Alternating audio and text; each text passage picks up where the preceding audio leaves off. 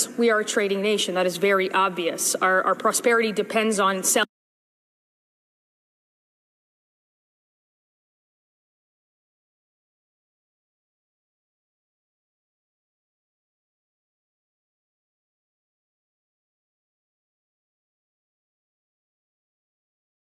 Beautiful islands.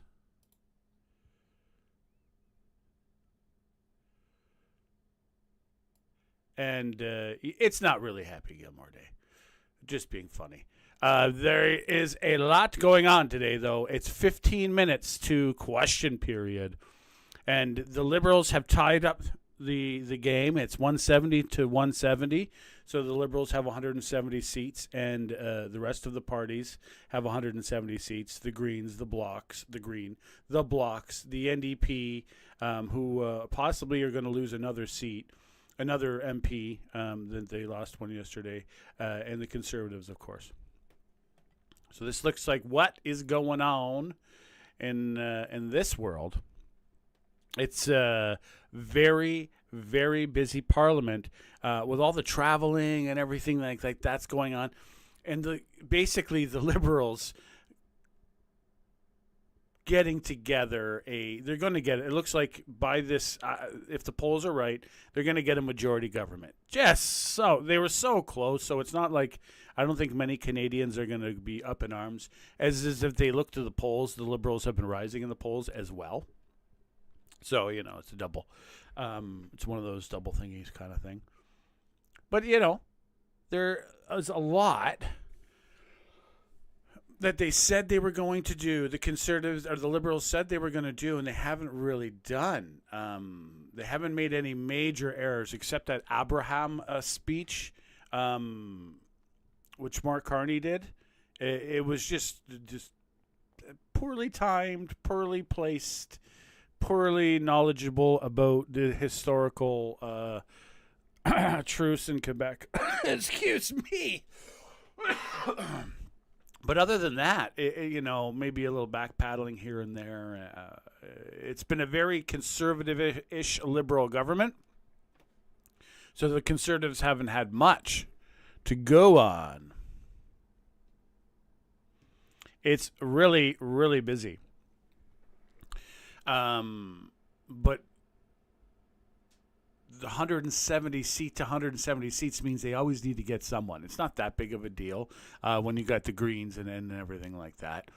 But it's still, they have to work with a party every single time to get anything through. And they're going to get most things through. Like I said, the polls are saying the two of the three next by-elections, most likely they're Liberal seats. They were Liberal seats anyway.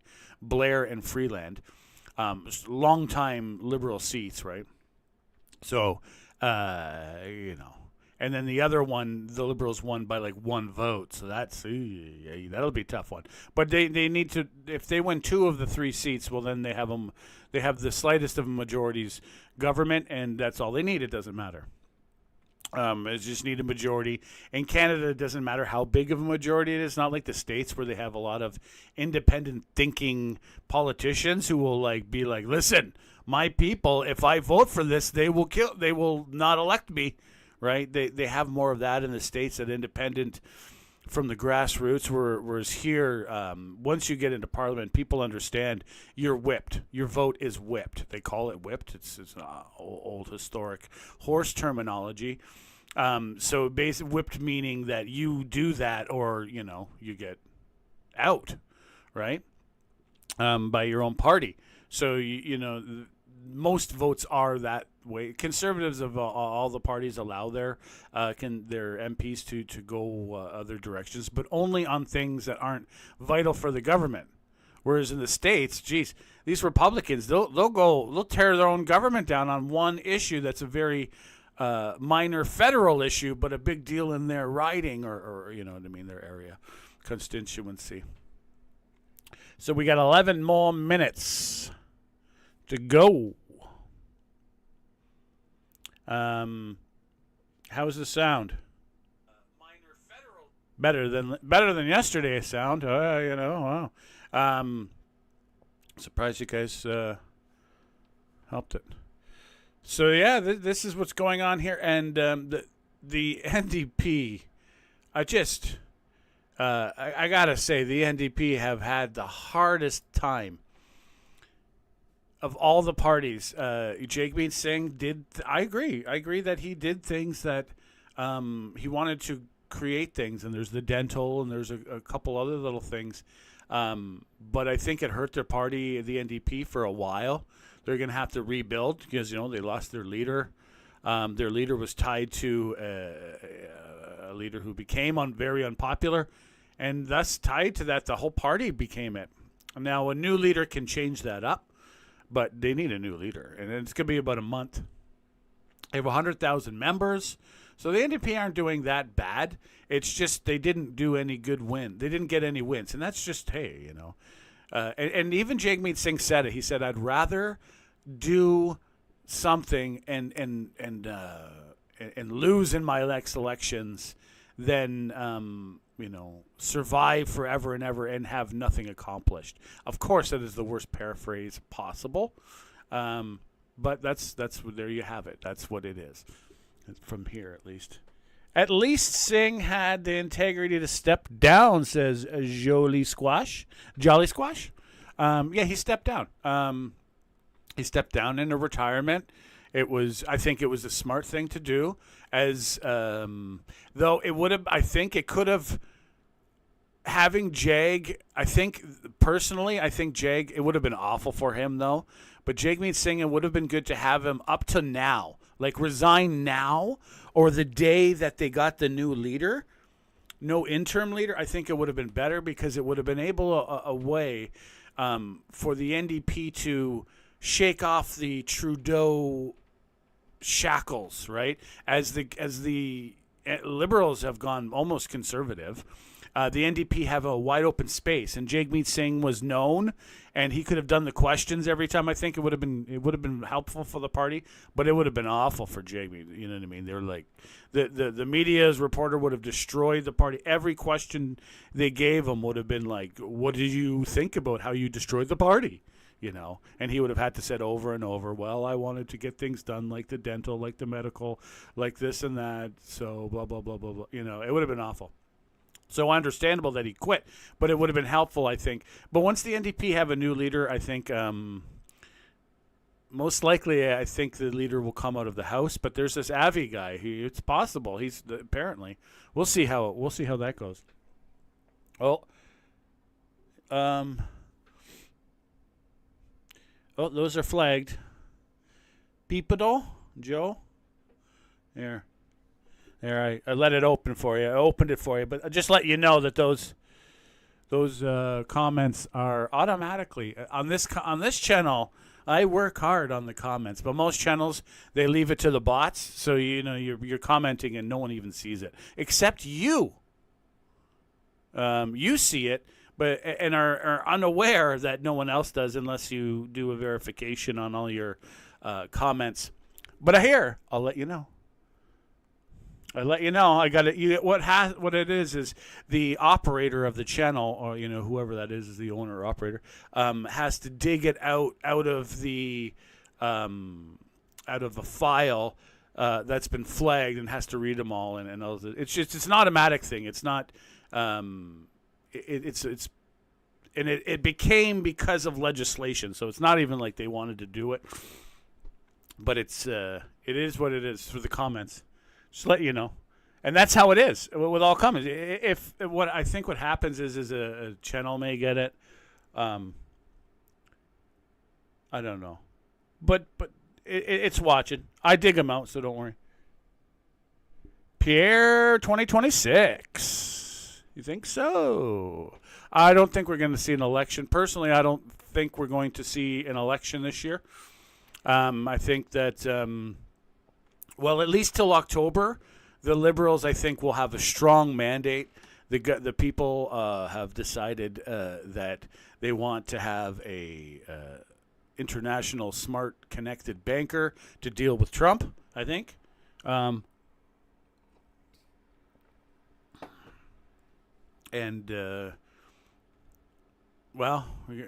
hoping that university degrees and accolades and all these things are right. We're betting on it. We're praying and we're betting as a nation, I think. I think there's a lot of skeptics. Just it hasn't accomplished much. But I think, honestly, what they're trying to do, I believe that the Mark Carney plan is to go slow, go very methodical, and in about a year, when most of the governments come down, so about next year at this time, when people are clamoring for the government to do something, he has planned to have a lot of plans. He's planned to have a lot of his plans to come out in January of 2027, because most minority or small minority governments have about 2 years. If he gets a majority, they got 4 years. So there will be zero chance, which is most likely, the way that the odds are.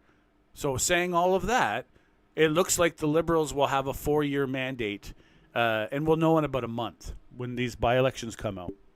If they have a majority, there's no chance they'll be taken down. There's not zero, but it's in the single digits percentage chances. So it'll be 3 more years of the Liberals guaranteed. I believe that's actually going to come, because the 2 ridings that are coming, they're very strong Liberal ridings, and they grabbed 4. They grabbed 4 MPs, 3 from the Conservatives, 1 from the NDP. The NDP look to be losing like another. The NDP are basically they're down by default. The Conservatives have shed a little bit of their progressive, I don't want to say weight, their progressiveness, and the Liberals are stronger. Like it's close, but it seems to be leaning Liberal. So no matter if we have an election, at least this year, Anyway, I digress and I ramble. But it would be nice to see a good showing by the Conservatives in this thing. You know what I mean? To light some fire under the Liberals, because they've been getting a lot of wins lately, right? It's always good to have fire under the government's feet.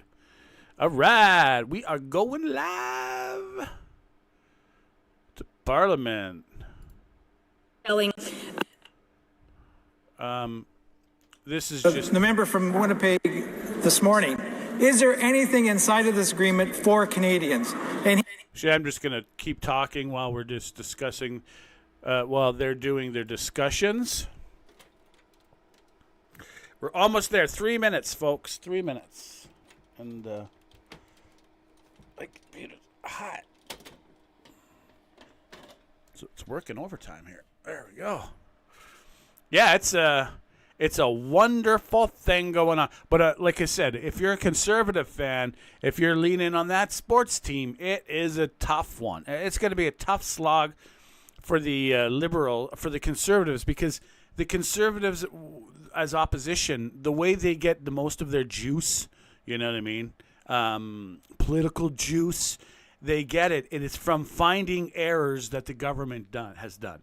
And now, since this government under Carney has just basically been getting their ducks in a row, doing their legislation, getting a board for housing, and doing these incremental stuff like that to ensure that the project is fully managed before it started, projects, there's not much ammo. I don't want to say ammo. There's not much files to dig through for the Conservatives to find fault. So it's tough for them. It's the toughest for the Conservatives right now.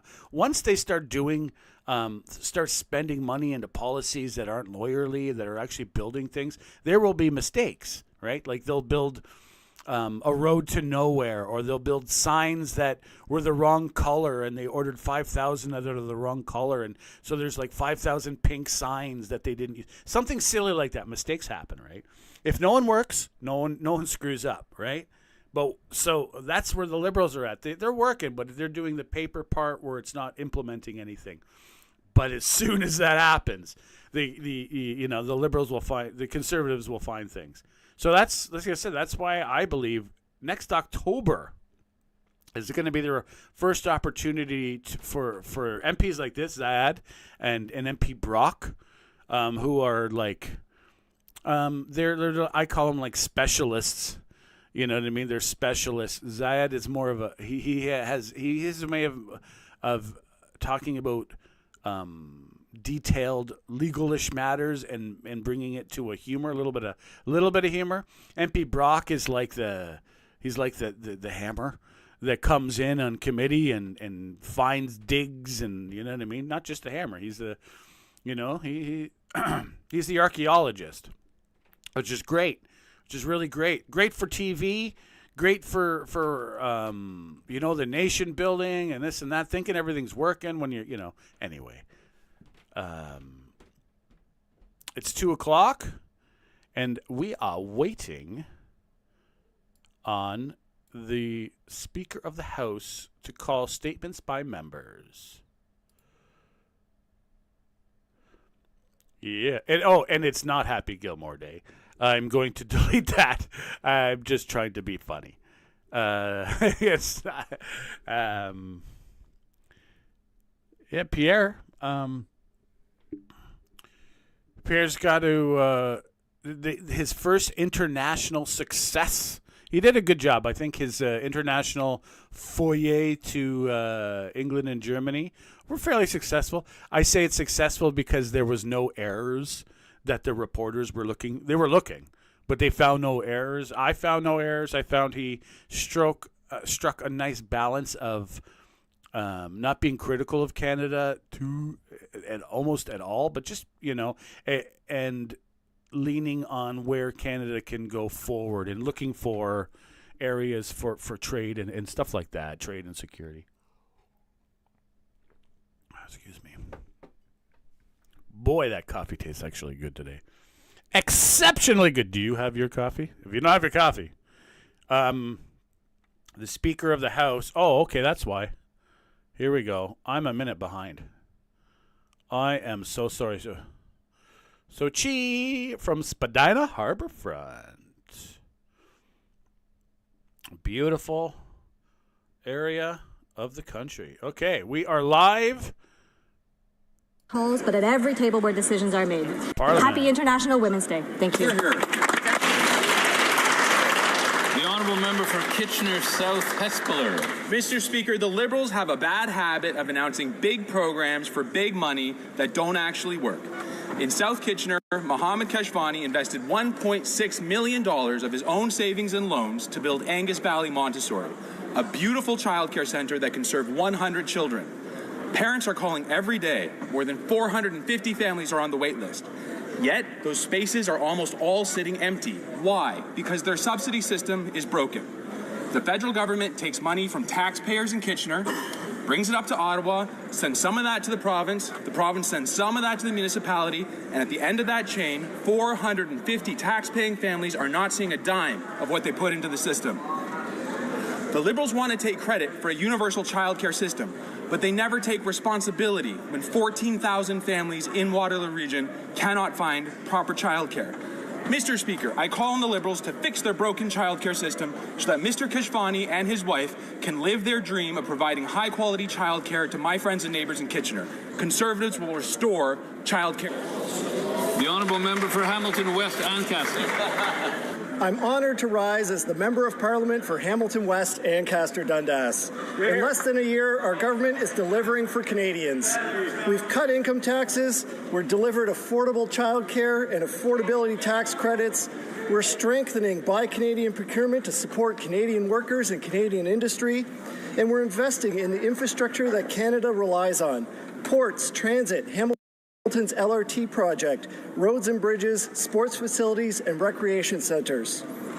We are building more housing, protecting jobs in the steel and auto sectors, and we're building ships and life science sectors in Hamilton, strengthening healthcare, and reducing our reliance on the United States by expanding new markets for Canadian businesses. We're creating new jobs and opportunities across the country, including here in Hamilton West, Ancaster Dundas. Canadians elected a government that is strong, stable, and focused on building a more prosperous future for our country, and I'm proud to share some of the great work that we've achieved so far. Thank you, Mr. Speaker. The honourable member for Lakeland.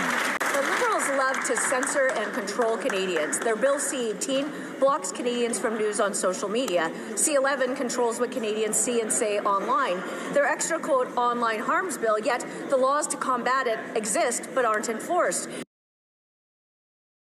Their energy censorship stops Canadian businesses from telling the truth about innovation and the environment. And who can forget the unconstitutional Emergencies Act? These same Liberal...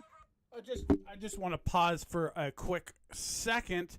Shannon Stubbs from Lakeland, Alberta. Lakeland sounds like an outstanding place. Never been to, I don't think. I'll have to look at the towns in there. But the house seems to be empty of a block. Maybe the block are doing something outside. And Liberal member, there may be something going outside. So I'm going to check to see if there's a scrum going on outside while this is going on by statements by members. There's a possibility of another NDP MP leaving, as the rumors were saying. So stay frosty. Hold on. Liberals are at it again with Bill C-9 that will strip the long-held religious defense from Canada's hate speech laws, criminalize passages from sacred texts like the Bible, Torah, and Quran, with Canadians already in danger as global conflicts plague our streets. The Liberals are clear. Religious texts and believers should be prosecuted. True to form, the Liberals shut down debate to censor MPs and ignore countless Canadians who urge us to reject C-9. Conservatives will always defend free religion, assembly, and expression because a free, democratic country does not police faith or prosecute Scripture. The Honourable Member for La Salle-et-Marne-Verdun. Mr. Speaker, on February 23rd, my riding of La Salle-et-Marne-Verdun was struck by a devastating event. The former St. Paul Church was ravaged by a major fire, forcing the evacuation of nearly 100 seniors from their homes next door in the middle of the night. Thanks to the courage and professionalism of the Montreal Fire Department and the rapid response of the Canadian Red Cross, no lives were lost. However, a vital community lifeline lost everything. La main qui partage, qui nourrit... An organization that feeds the most vulnerable and offers hope and dignity to over 200 families, saw its equipment go up in flames. Our community came together. Volunteers showed up, and our members of Parliament from across Montreal answered the call to offer concrete support to help the organization replace its equipment. I cannot thank my colleagues enough. La main qui partage exists. This organization exists to make sure that nobody is left behind. And in this difficult time, our community has shown that it can come together in solidarity. The Honourable Member for Lethbridge. Bill C-9 expands the definition of hate in the criminal code while also removing long-standing religious defense. This change is significant and raises serious concerns for Canadians of faith who could be vulnerable to criminal prosecution simply for quoting passages from their own sacred texts. If the government can decide that parts of religious books are hateful and make it a crime to talk about them without clear protections in law, it takes us down an extremely dangerous path. This matters because religious freedom is not a privilege granted by a government, but rather it is a right guaranteed by Canada's Constitution. It is a cornerstone of our free and democratic society. Tens of thousands of Canadians have exercised their voice, have written and have called to members of Parliament. They have asked for Bill C-9 to be scrapped. And as members of Parliament who are duly elected, we have a duty of care, and that is to listen to the voices of those constituents. All sincerely held beliefs must be protected, and Bill C-9 must be withdrawn. The Honourable Member for Fredericton, Oromocto. Mr. Speaker, I rise today to celebrate the University of New Brunswick's women's basketball team on their historic season. For the first time in nearly 50 years, the Reds made it to the U Sports Women's Basketball National Championship. Despite fierce competition in the final, this memorable achievement is the result of determination, discipline, and unwavering team spirit. Gold, they have inspired a generation of young players, including my very own 13-year-old daughter. She was literally jumping around the living room. She was so excited by the accomplishment. I ask all members of this House to join me in congratulating the UNB Reds women's basketball team on this remarkable milestone. Bravo. Thank you. The honourable member for Terra Nova, the Peninsula. Mr. Speaker, the PC government of Newfoundland and Labrador was finally able to do what Liberal governments couldn't do. Despite years of Liberal anti-oil policies, they finally signed the deal to Bay de Nord. This will bring $6 billion of royalty revenue to the province. 95% of its subsea work was guaranteed for the province. It is estimated at 31 million man-hours for its lifetime. To sweeten the pot, Equinor and BP agreed to build a floating dry dock to equip our province for long-term employment into shipbuilding opportunities. This deal is a good deal by Premier Wakeham, and I will fight to make it even greater. Currently, the contracts to build the FPSOs are on tender, and we should make sure that they are built in Newfoundland and Labrador. Will this government reinstate the oil and gas investments back into the Atlantic Investment Tax Credit to lower taxes to give local companies a fighting chance?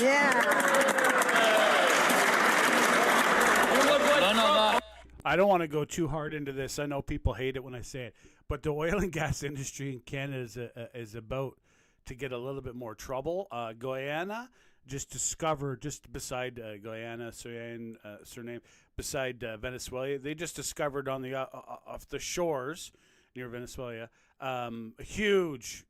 They already knew there was oil out there, but they just did, and it's light tide oil. So basically, it looks like the estates just cleared the Gulf of Mexico, which is now Gulf of America. Now it's cleared. It's full of American military ships, so it's safe. And the governments of Suriname, Guyana, and Venezuela are all approving any American oil company. They're just about to open up a huge. It's like opening up a new Saudi Arabia, just as Iran goes down. So the next few years, most likely is going to be the major source of oil for the United States, besides what they produce in the States, but outside export. As oil increases, it'll probably come from there, and Canada will be in a pickle because this is the same type of oil as that we have. So it's similar oil. It's really crappy. It's really heavy. It's like number 6 bunker oil. It's like tar.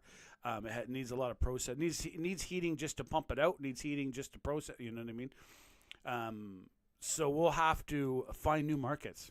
We should be on it right now, finding new markets, because most likely, like I said, in the next 3 to 10 years, the States won't need our oil. They'll have it from countries where they'll have pressure on their politicians to make approvals, to waive off certain environmental things, and you know what I mean. And those countries, and I don't think it's America, so they do it a lot fairer than other countries. But it'll be done. It'll be happening over there through the companies, most likely, as the politics of the Caribbean, of the Gulf of Mexico, have completely changed. And Canada, I think we need to be, Europe, Asia. We need to open those markets. The honourable member for Drummond. Mr. Speaker, the Drummondville Symphony Orchestra has just seen a major success. It's won a major prize in the category Regional Impact for 2025. And we have to say, Drummondville continues to succeed at the national and international scale. The Symphony Orchestra has won 5 major prizes in less than 10 years. It's the most successful regional orchestra in Quebec, Mr. Speaker. This symphony orchestra continues to do incredible work with incredible upcoming concerts. They sound great, and they have an impact across our city and across Quebec. It's heartwarming, so bravo to the maestro, to the musicians. We're very proud of your talent. The honourable member for Scarborough-Woburn. Mr. Speaker, I rise today to honour the life of Donald Rickard, a distinguished Canadian whose contributions to law, education, and public service left a lasting impact on our country. Don Rickard studied at Queen's Oxford Osgoode Hall, practiced law, and served as a faculty member and administrator at York University. He later served as president of the William H. Donner Foundation and Donner Canadian Foundation, participated in charitable and community work across Canada, and as a member of the Macdonald Commission, he helped strengthen accountability in matters of national security. Beyond his formal achievement, Don was known for his generosity, intellectual curiosity, and deep commitment to his students. A gifted storyteller and a warm presence, he built connections across generations and disciplines. On behalf of the House, I extend my sincere condolences to his wife, Julie, his son, Christopher, and all those whose lives were enriched by his kindness and wisdom. The honourable member for Calgary Signal Hill. Yesterday, the Minister of Natural Resources promised that Canada would, quote, do its part, unquote, to bring down oil prices. And so the question follows, what exactly are we going to do? Today is the day that we're smacked in the face with the outcome of more than 10 years of Liberal keep it in the ground law and policy respecting our petroleum industry. The fact is that the Liberal government has starved our energy industry of essential strategic infrastructure. Bill C-69 is an unworkable approval permit law. The Liberals have blocked pipelines and banned oil tanker shipping. Fortunately, my private member's bill will at least repeal the West Coast oil tanker ban. When it comes to strategic reserves, thankfully Pierre Poilievre has proposed the Emergency Energy Supply Plan that will allow us to assist our friends abroad in times of crisis and blunt energy shocks that further drive up the cost of living and hurt Canadians. I call on the Liberal government to adopt our plan. I just want to remind the member that he cannot name a member of this House by their proper name. The honourable member for South Surrey, White Rock. Look at it. It's Mr. pretty empty in Speaker, there. You can last hear by it's Sunday very I was quiet. joined by the Surrey Police and Fire Department to deliver a speech and cheer on everyone at the Polar Plunge for Special Olympics BC. The Polar Plunge is about the belief that everyone deserves a place to belong. This year marks the 10th anniversary of the Polar Plunge for Special Olympics BC, which has raised more than $2 million to support athletes. In August, Alberta hosts the Special Olympics Canada Summer Games. As a father of a child with a disability, I have seen firsthand how sports build confidence, friendships, and joy. It opens doors for athletes, families, and entire communities. Through Special Olympics, people are not defined by their challenges, but by their courage, their determination, and their incredible abilities. To those who took the plunge this year, remember, you didn't just brave the cold, you helped to create a more inclusive world where every athlete is celebrated. Thank you, Mr. Speaker.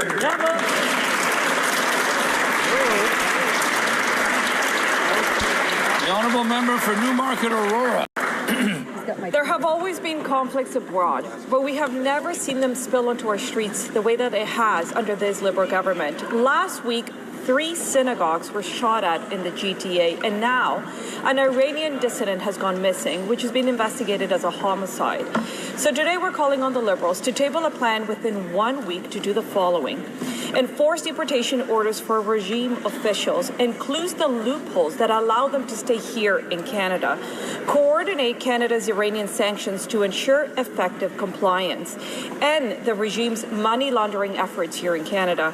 Evaluate Canada's terrorism threat level. Identify any gaps in Canada's national security legislation. And finally, complete Canada's Foreign Influence Registry. The Liberals have failed to provide a plan to combat the regime in Tehran and their predations on Canada. So we have done the work for them because Conservatives believe that Canadians deserve to feel safe here at home. The honourable member for Ottawa Vanier Gloucester. Thank you, Mr. Speaker. It's with a great honour that I rise today in the House to mark International Women's Day, which took place on March 8th. On Saturday, in my riding, we had the honour of celebrating and recognizing for a 4th consecutive year 19 exceptional women from Ottawa Vanier Gloucester who are actively contributing to our community. Through their commitment, their leadership, and their dedication, they strengthen our communities and inspire all of us continue to make concrete steps forward. So the importance of recognizing their achievements and continuing our efforts to promote gender equality and equity. On March 8th, we honored the women who built, the women who resisted, the women who innovated, the women who make a difference in their community, and those who, every day in their personal and professional lives, create a more humane, more united, and more courageous world. Quand les femmes avancent. When women move forward, everyone moves forward, Mr. Speaker. The honourable member for Provencher. Mr. Speaker, the Liberal government treats inflation like it's a natural disaster, something they can't control, when in reality, it's a policy that they've authored. They aren't just watching prices rise, they're actively driving the spike with a tax and spend agenda that ignores the reality of the Canadian kitchen table. The industrial carbon tax is a prime example. It's not just another number on a ledger, it's an extra 7 cents a litre today, climbing to 17.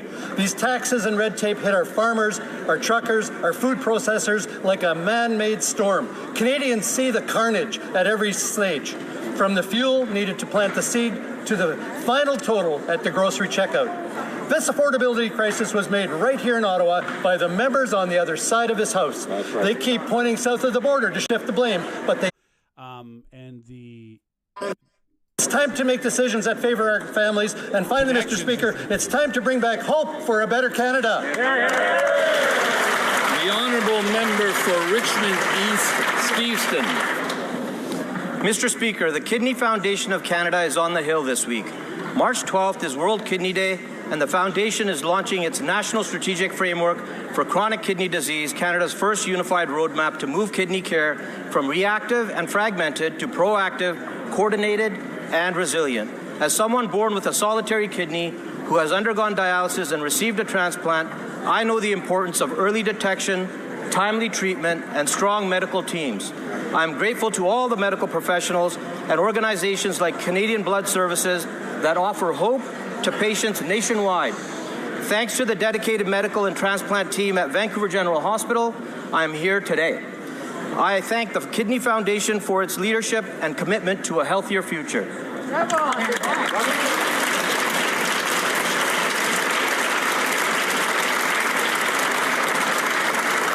Oral questions, questions orales. The honourable member for Thornhill.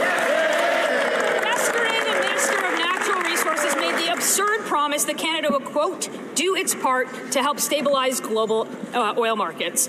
But Canada can't do its part because after a decade of liberal energy policies, we don't have a strategic oil reserve. When allies need energy and markets need stability, Canada has nothing to offer but the minister's promises. Conservatives have proposed a strategic reserve to fuel our allies abroad and give Canada real leverage, especially at times like these. So will the Liberals adopt our plan so that Canada can be stronger at home and more reliable abroad? The Honourable Minister of Energy and Natural Resources. Speaker, let me explain to the member opposite the way the IEA works. Net importers have strategic oil reserves. Net exporters do not. That is how it works, Mr. Speaker. Honourable member for Thornhill. Let me explain something back. Just because you don't have to do something, it doesn't mean that you shouldn't, especially when you lead your allies to believe that you will. We have a name for that. But the Liberals cannot paper over a 10-year record of shutting down the oil and gas sector, leaving our country weaker, more dependent, and unable to step up when it matters. They can say the words, they can sign the MOUs, but we all know that the minister's new project office hasn't approved a single new project. So will the government finally scrap the anti-pipeline law, repeal the emissions cap, lift the tanker ban, approve real projects so we can get Canadians to work and be there for our allies? The Honourable Minister. Apparently, Mr. Speaker, they don't agree with the Premier of Alberta that now is the time to build. This new Liberal government signed it and will deliver against the promise of the Canada MOU. We will build strong with Indigenous peoples. That's why Canadians elected the new Prime Minister, because the new Prime Minister knows how to work with the premiers, knows how to work with Indigenous peoples to build things. Unfortunately, the leader of the opposition does not. Thank you, Mr. Speaker. The honourable member for Louis Saint Laurent, Akiawanrak. Mr. Speaker, yesterday the Natural Resources Minister promised that Canada was going to do its share to free up oil reserves to stabilize the market. That's a good idea, Mr. Speaker, but the only problem is we don't have a strategic oil reserve. Why? Because for 10 years, these people across the way from me dealt with Canadian oil in a certain way. We, on our side, propose a stockpile for oil reserves and critical minerals. Will the Prime Minister say yes to building wealth and this incredibly important leverage in an uncertain world? Mr. Speaker, with respect to creating an energy superpower, that's what we're doing.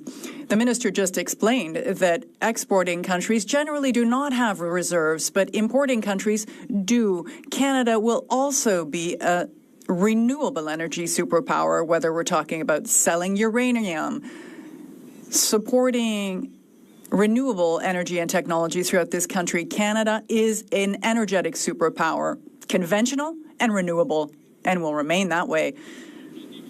The honourable member for Louis Saint-Laurent at Cowenrac. The Minister of National Resources has only been here for a year, but this minister has been here for 10 years. Over those 10 years, him and his colleagues had contempt for Canada Energy, and today all Canadians are paying the price for that.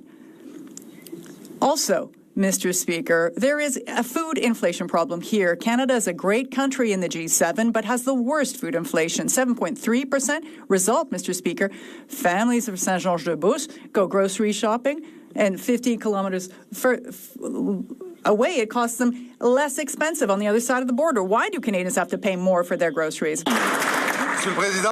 Mr. Speaker, my colleague, who has also been here for 10 years, also has a record. He systematically voted against any support that was needed to support Canadians against price increases, voted against dental care, nutrition in schools, the Canada Child Benefit. This member systematically voted against all of this, Mr. Speaker. Not one support for one Canadian that he's approved. When will they start to do what's right? For Grand Prairie.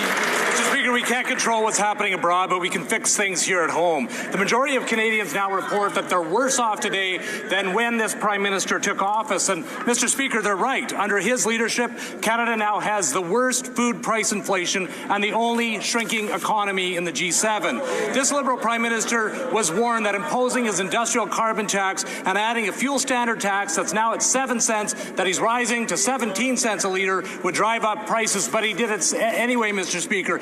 Canadians can't afford this. When will this Prime Minister remove his inflationary taxes so Canadians can afford to eat? Secretary of State for Financial Institutions. Thanks for taking up. Mr. Speaker, will that leader, the Conservative leader was in Europe, trying to reboot his tarnished image, meeting with leaders who wondered why he was even there. Do you know where our Prime Minister was? He was in the Indo-Pacific signing trade deals. Wow. Japan, Australia, India. How about $2.6 billion on uranium from Saskatchewan? Did those Saskatchewan members even comment on that? Premier Scott Moe certainly supported it. On this side of the House, we're going to continue to build our economy. That side is full of rhetoric and obstruction. Thank you, Mr. Speaker. The honourable member for Grand Prairie. Well, Mr. Speaker, if you believe that answer, I've got some oceanfront property I'll sell you in Alberta. Because, Mr. Speaker, everyone knows that when the government charges higher fuel and carbon taxes on fertilizer, fuel, and equipment for farmers, food processors, and truckers, it drives up the cost for food. And it's going to get worse as long as these Liberals keep on hiking these taxes. Canada now has the highest food price inflation and the worst shrinking economy in the G7. It's gotten worse since this Prime Minister took office. We can't control what's happening abroad, but we can fix things here at home. Why won't these Liberals reverse their taxes so Canadians can afford to eat? The Honourable Minister of Environment and Climate Change. Mr. Speaker, I'm standing up for my daily reminder that studies show that the industrial carbon price adds zero to the cost of food. So if they want to speak about taxes, though, I can point out that on this side of the House, what did we do? We cut them. If they want to talk about imaginary taxes, Go ahead, but we're going to make sure that we support Canadians with real measures. The Honourable Member for Saint-Jean. Mr. Speaker, the Ali al-Salem military base was targeted by Iranian missiles on March 1st. This military complex is home to Camp Canada, an operational base for the Canadian Armed Forces. So on March 1st, Canadian military personnel were targeted by Iran. The government, the Minister of Defense, the Minister of Foreign Affairs, and of course the Prime Minister were aware of this attack against Canadian Armed Forces personnel in Kuwait. Why did the government not inform parliamentarians nor the public about this attack? The Honourable Minister. Mr. Speaker, Canada was not consulted, did not participate, and will not participate in offensive strikes against Iran. All Canadian Armed Forces members in the region are safe and sound and have been located. For reasons of operational security, we cannot provide any further details.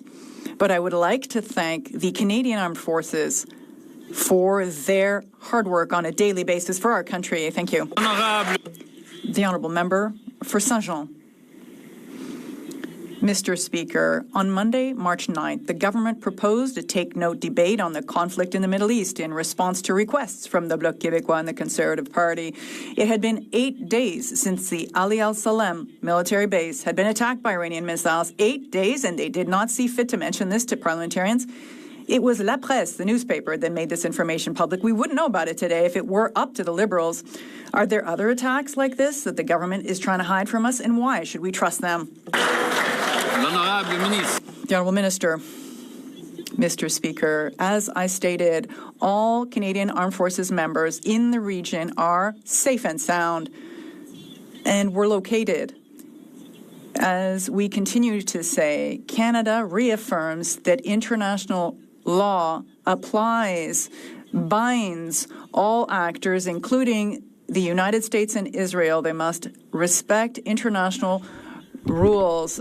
And I again want to reissue this thank you to the Canadian Armed Forces for their constant effort on behalf of our country. The Honourable Member for Saint-Hyacinthe-Bagot-Acton.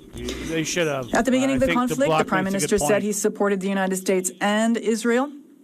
Since then, he has been revising his position on a daily basis. The lives of Canadian Armed Forces soldiers in Kuwait were threatened by Iranian missile strikes. The Prime Minister knew this. The Minister of Defense knew this. Perhaps the entire cabinet knew this. But the members of Parliament didn't know, nor did the public. Why? Was it because the Camp Canada military base in Kuwait was targeted by missile strikes that the Prime Minister supported the American offensive? The Honourable Minister. I would like to confirm that all Canadian Armed Forces members in the region are safe, that they have all been accounted for. For operational safety reasons, we cannot provide any further detail to that effect. I would like to be clear.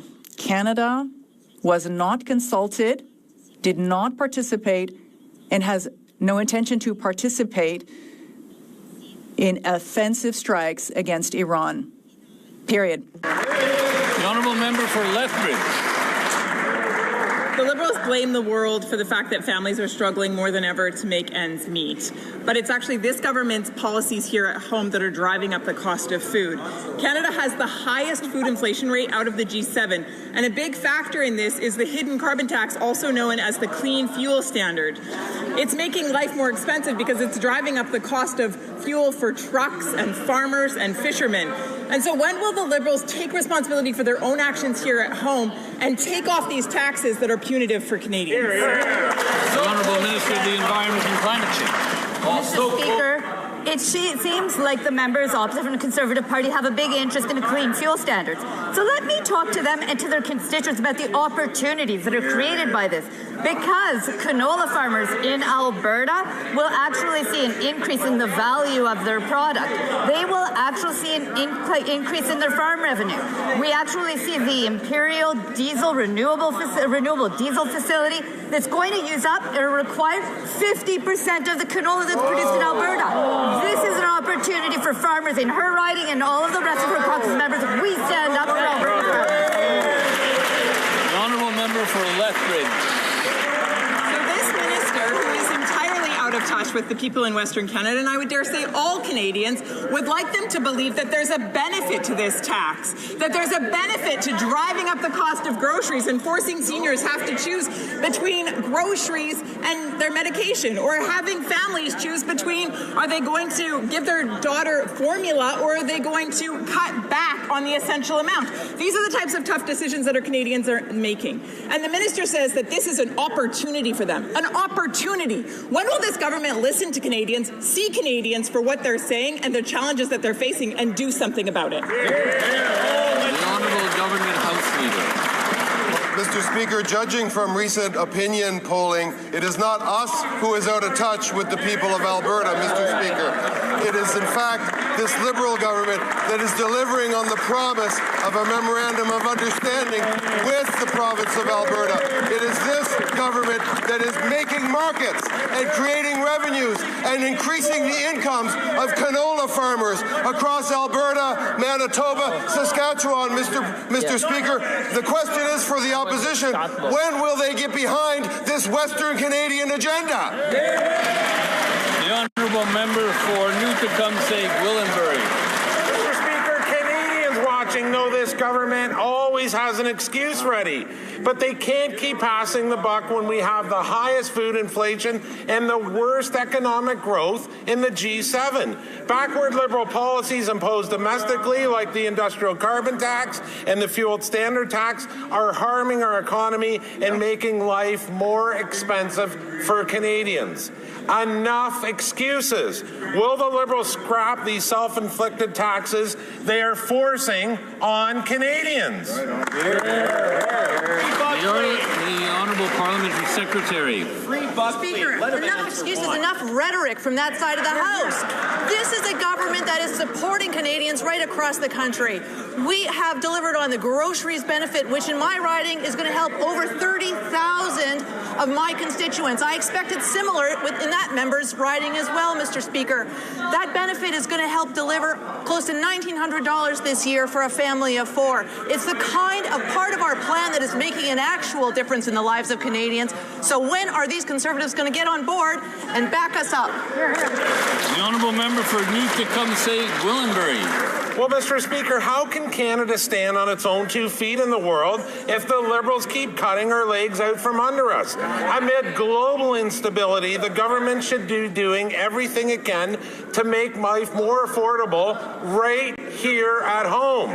But Liberal taxes are leaving Canadians more exposed to global shocks, conflicts, and decisions by foreign governments. When will the Liberals stop making excuses and scrap these taxes? The Honourable Parliamentary Secretary. The Honourable I know the member is a man of good spirit and good heart. Let me help him with his talking points, Mr. Speaker. Canada has the second fastest growth in the G7, Mr. Speaker. The lowest net to deficit, Mr. Speaker. We have one of the lowest deficit to GDP, Mr. Speaker. You should rejoice about the place of Canada in the world, Mr. Speaker. We have the most educated workforce. We have strong industry. We have critical minerals. We have energy. We have trade agreement. We have everything, Mr. Speaker, to lead in the world of the 21st century. We believe in Canada and the honourable member for Souris Moose Mountain. Mr. Speaker, the Liberals like to blame everyone else for rising food prices, but it's their own policies here at home that are driving them up. Canada now has the highest food inflation in the G7. Instead of helping, Liberals are now adding new fuel costs, which will rise from 7 to 17 cents a litre. For every new tax, that increases planting, harvesting, and transporting food. Farmers cannot absorb it, and consumers cannot afford it. Please, Mr. Prime Minister, flip-flop again, scrap these costly policies, and finally show some mercy to the hard-working Canadian families and the farmers who feed them.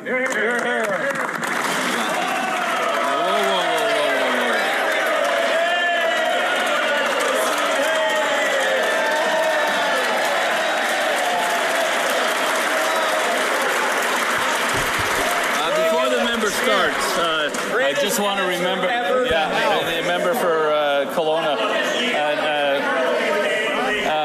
Just a reminder that we address the chair. We're not addressing any member of this House directly, and I'll just remind the member of that too. So the Honourable Secretary of State for Rural Development. Thank you very much, Mr. Speaker. More good news, as my colleague likes to say. The headlines in the newspapers in Saskatchewan grain terminal seeing increase in canola sales, Mr. Speaker.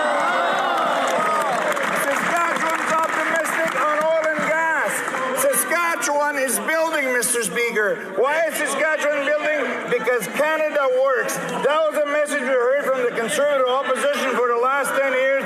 I'm here to say, Saskatchewan, we love you, and everything that we do it for you.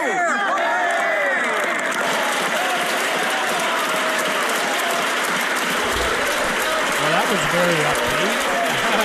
I guess they just got those numbers. The Liberals, look at the Liberals. I'm going to pause this for a second to get the sound. But first of all, if you notice, the Liberals, there's more Liberals in the House right now than Conservatives. There's a lot of maybe there's something going on, and the Conservatives having some kind of meeting or something. But their majority of them are there. But there's been a lot missing, I've been noticing, the last few days, Conservatives members. And then you look at the Liberal side. The Liberals seem to be, I think, after the scolding of Carney for not showing to the late night debate, Liberals are like, you got to get your butts in the seats, or else, as more Canadians actually watch a clip or two of politics and they see Parliament House, the more empty seats they see, the more automatically people in the back of their minds, people see, well, they don't really care, obviously. If you can't even fill the seats, if it's an empty house, people may not know why they're there or anything like that, and it's subconscious, but it gives a feeling. An empty house sound, it does not sound powerful at all. It actually sounds... It does the opposite effect. When you have a parliamentarian in a room filled with empty chairs, it rings hollow. I will call it that. The honourable member for Hosres Moose Mountain. Thank you, Mr. Speaker. That answer shows just how out of touch these Liberals are. That member represents a riding from Saskatchewan, which is the breadbasket of Canada and the world.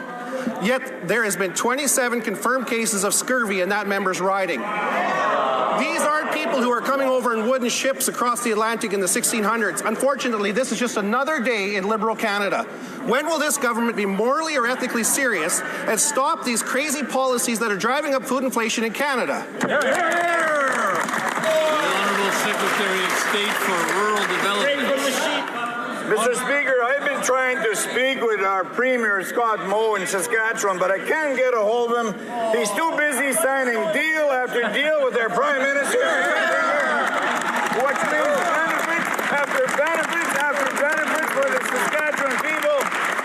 And any day of the week, Mr. Speaker, I will compare our Prime Minister and our government's ability, credibility, and capability versus a phantom plan designed by an anonymous economist and led by someone that never worked in the private sector before, Mr. Speaker.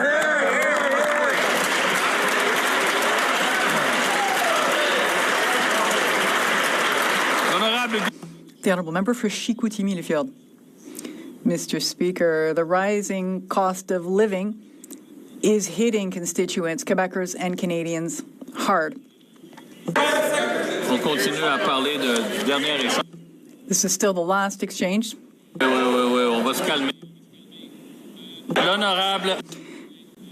Yes. Perhaps we might have to extend question period. The Honourable Member for Chicoutimi-Lifield. Mr. Speaker, the rising cost of living is hitting my constituents, Quebecers and Canadians hard. We have the worst food inflation in the G7. Despite this, the Liberals are determined to make life even more difficult by increasing the fuel tax, which is already rising from 7 to 17 cents per litre. This leads to higher prices for our farmers. When will the government put an end, once and for all, to these taxes that are a burden on Canadian families?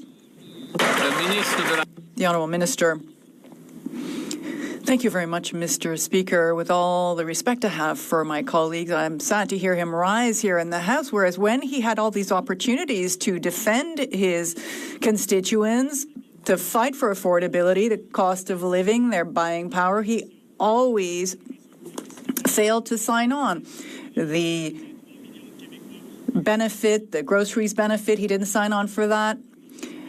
The increase in the child benefit, a tax cut for the middle class, Mr. Speaker, and not just that. The Saguenay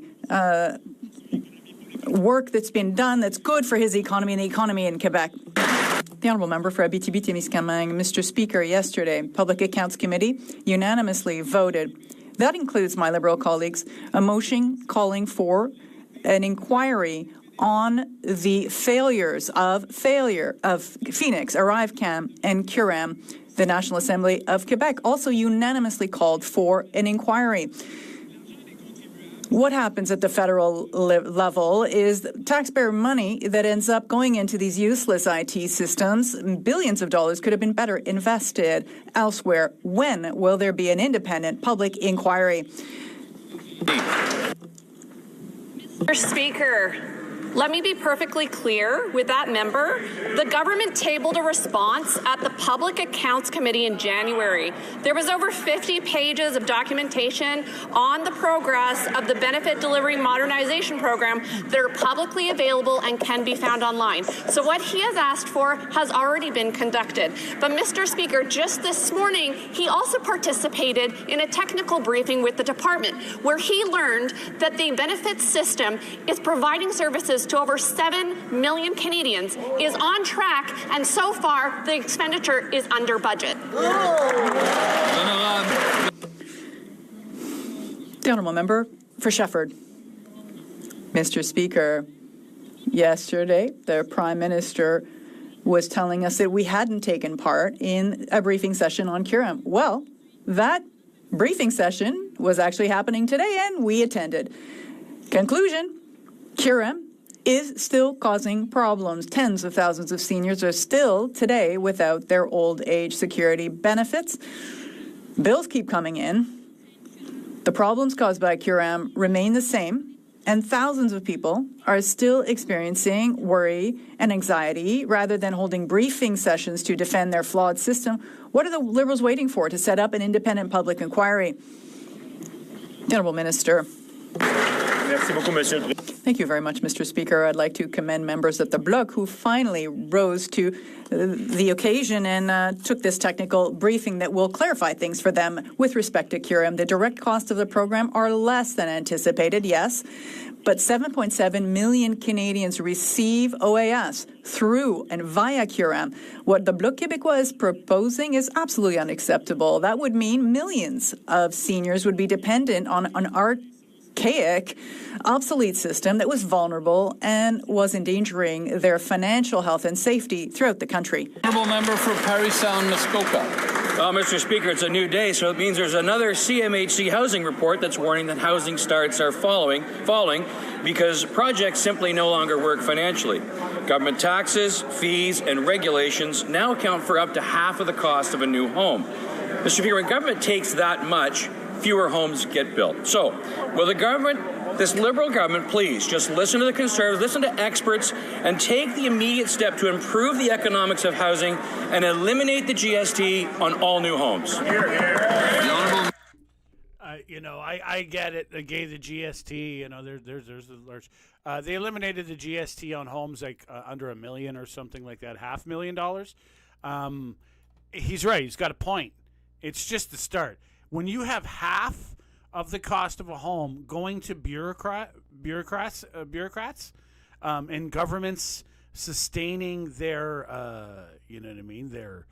their departments through housing developments, that's all we have left. Like that's these cities, right? Remember, the cities lost all these businesses. They lost a lot of companies. They lost a lot of their income, and so they had to get it from somewhere. So they're getting it from new homes. So half the cost of a home is now going just to make sure that city can, you know what I mean? So this is, you know what I mean? Without fixing that problem, we can't fix the other problems. It's just the municipal governments need a new source of income. That's the problem. And saying, oh, cut it down. But the cities have to deliver water. They have to shovel the roads and all this stuff like that. They have a budget of stuff that needs to get done. It's not like a lot of the federal government policies. We don't need to have, soldiers over in Kuwait. You know what I mean? I'm not saying against that, but we do need to shovel driveways, or the economy doesn't even not driveways, roads, or else no one moves, right? And I'm not against military, obviously, but that's the issue. The biggest issue is that municipalities lost most of their income, as we lost most of our manufacturing. And that is the biggest hurt. It's not just the middle class jobs, and all those middle class jobs. The lower your income, the shorter the distance your money goes. So, say if you make $1 million a year, you'll see the dollars they make will go around the world. They'll buy stuff from China. They'll buy stuff from Sri Lanka, all around the world. This is a fact. If you make $10,000, $15,000 a year, your money, most of your money will stay within 100 kilometers. That's, you know what I mean? It doesn't actually go. So it's not just losing the tax money from the cities. It's losing the money that's circulated in an area. The owner of Walmart, who lives in, say, Texas, he's taking the cream of that Walmart in your local town, and it's leaving your town, and it's not coming back. You know what I mean? I'm not against these international, but there needs to be a government who's at least aware of it, who addresses this issue, or else it's just going to be continuing this. And this is, I believe, is the biggest problem we have with our politicians. Right now, they're not even addressing the problem, not diagnosing the problems we have. They're just saying they're speaking to their sponsors. The Conservatives, they speak to another oil company. They might as well put Exxon Mobil on all their shirts. The Liberals will this and that, the NDP that. Instead of at least one of them would be nice for the working class specifically. It used to be the NDP, but the NDP have broken their support of the middle class into 100 different people, the left, and to 100 different categories, and basically they ruined their own support, I believe, the NDP, by following the American left, going through every special help group, which is all crumbling. You know what I mean? We're all people, right? We shouldn't be dividing ourselves. Let the government divide us. We people are people, right? Anyway, I digress. So let's listen to this. Housing and infrastructure. Thank you, Mr. Speaker. Mr. Speaker, we had some good news in that CMAC report, which shows that average rents across the country are coming down. We're making progress. We're also seeing the price of housing come down as well, and mortgage rates are also down. So we're seeing trends in the right direction that achieve affordability, which everyone in this House seems to want to deliver on. We can deliver even more by passing the Build Canada Homes Act in this House, get $13 billion to set up Canada's affordable housing agency permanently, and deliver more for Canadians. Thank you. The honourable member for Parry Sound, Muskoka. Well, Mr. Speaker, it's not surprising the minister read only a part of that report, because the report actually talks about the housing starts are falling. They're dropping dramatically. And the reason they're dropping is because the cost of government is just too high and housing construction is too expensive. So my question is simple. Instead of creating a fourth, count them 4, federal housing bureaucracy with this new Build Canada Homes, why won't the government deal with the real barriers to home building? Taxes, fees, and approvals, so builders can get building the homes that Canadians can afford. The Honourable Minister. Thank you, Mr. Speaker, and thanks to the member opposite for pointing out, as we are cutting taxes on first-time home buyers up to $50,000 for young Canadians to be able to buy their first home. We are reducing the amount of red tape across the country. The Housing Affordability the Accelerator Fund is delivering for 241 cities across the country. We're seeing permitting and approvals move faster. We're delivering infrastructure investments to bring down development charges so the fees for home building go down. We're delivering on all these points. We need to take it to the next level with the members opposite. The honourable member for York Durham. The CMHC spring housing report is out, Mr. Speaker, and the headlines are concerning. Here it is. Condo sales have collapsed, inventory of all types of housing has surged, and financial conditions have worsened for homebuyers. But here's the most concerning thing about that report. It says that Canadians are delaying starting families because of housing unaffordability, delaying marriage, delaying children, the very foundations of our society because they can't afford a home. We've offered one positive solution: remove the GST on new homes for all Canadians. Will the minister commit to doing that today? The honourable minister. Thank you, Mr. Speaker. Well, it's no surprise that Canadians are challenged with buying homes right now when there's a war in the Middle East. There's no surprise, Mr. Speaker.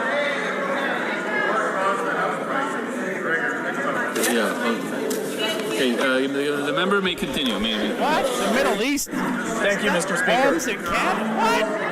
Mr. Speaker, Man. in the first 100 days of Build Canada Homes, we've secured agreements with Nova Scotia, with BC, with none of it. We're delivering thousands. We're up to 9,000 homes that are being delivered through Build Canada Homes for Canadians. And we're just getting started, Mr. Speaker. We passed the Build Canada Homes Act in this House in the days ahead. We can supercharge the construction of affordable housing, and that's what Canadians need. The honourable member for York Durham. Well, Mr. Speaker, an excuse for every problem, but this is a new one. The war in Iran is the cause of our housing crisis. Wow. I mean, I don't know how you square that circle, Mr. Speaker. And he boasts about 9,000 new homes. He promised 500,000 new homes. That's not even 2% of his target. And guess what? CMHC says only 259,000 were built last year. Only half of the target again. So at the rate that the minister complacently brags about, we'll never hit the target. So, will he take our idea and remove GST on all new homes for Canadians? The honourable minister. Thank you, Mr. Speaker.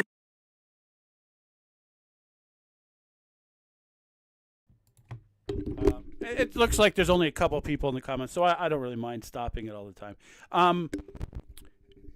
They said they're going to take me down a notch, and I guess they're right. So I thought that, now correct me if I'm wrong again, that they took the GST off of homes for $250,000 below and below. So they already have it there for homes for the working class. So them to take it off of the homes above that, to me, I don't. If you are buying a home over 200, around here it's $500,000 almost. But if you're buying a home over 300, something like that, the extra GST, I think you can afford it. I believe so. But I am truly surprised that GST is on something as essential as a home. How do you kill a person? How do you exterminate things? You don't. Yes, there are eliminate their food. Yes, poison their food. No, you just get rid of their home. That's what exterminators do. They get rid of where the animal sleeps that they're getting rid of, and they just go away. Right? And that's where we're at right now. We can't actually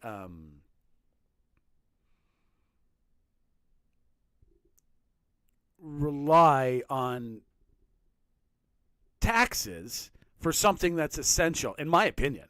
The government needs to somehow bring manufacturing back so that the cities can get a tax base or find a new tax base.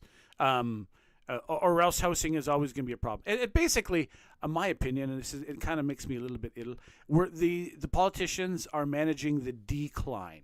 They're just managing, like they said, 500,000 homes. There's less than 250,000 homes, 230,000 homes built. So home prices are going to go up. More people who don't have a high income or a wealthy family or a group of co-signers, right, won't get a home. So you got to be connected. The more you need to be connected or wealthy, the wider the gap of rich and poor goes, the weaker a nation goes. If anyone knows anything about being top heavy and why and how Europe took over the world, right, in the 1800s in the Great Game was because all of the China, India, the Middle East, they were all very top-heavy governments, all of them. The people had no say, no power. So the Europeans came in there and they just made a little bit of rebellion, and voila! That's basically what we're doing to ourselves at the current state of affairs. Trump is trying to change that, and that's why he's trying to change the course of a river. Creates a lot more strife than going with the flow. And so him changing the course of the river is thing. Whereas in Canada, I think we're still trying to go with the flow. And eventually we will start building again. But right now we're at the point of we'll put $100 billion to help investors, but we won't put $100 billion to help the poor who can't afford a home.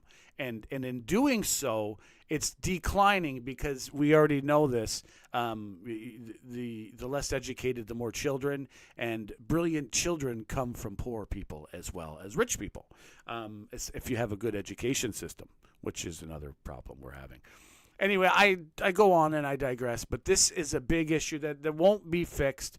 And this minister has the shittiest, crappiest job because he isn't getting the $100 billion minimum. I said $100 billion, but he isn't getting the $100 billion to fix the problem. He's getting money to create bureaucracy, which bureaucracy is never going to build anything. It's just going to slow down processes and create more processes, better processes, but they will make them slower. It's just, you know what I mean? It'll be less mistakes. It'll be more seeing into the future. Oh, maybe we should be building and we're leading on government, but it's not going to build a thing.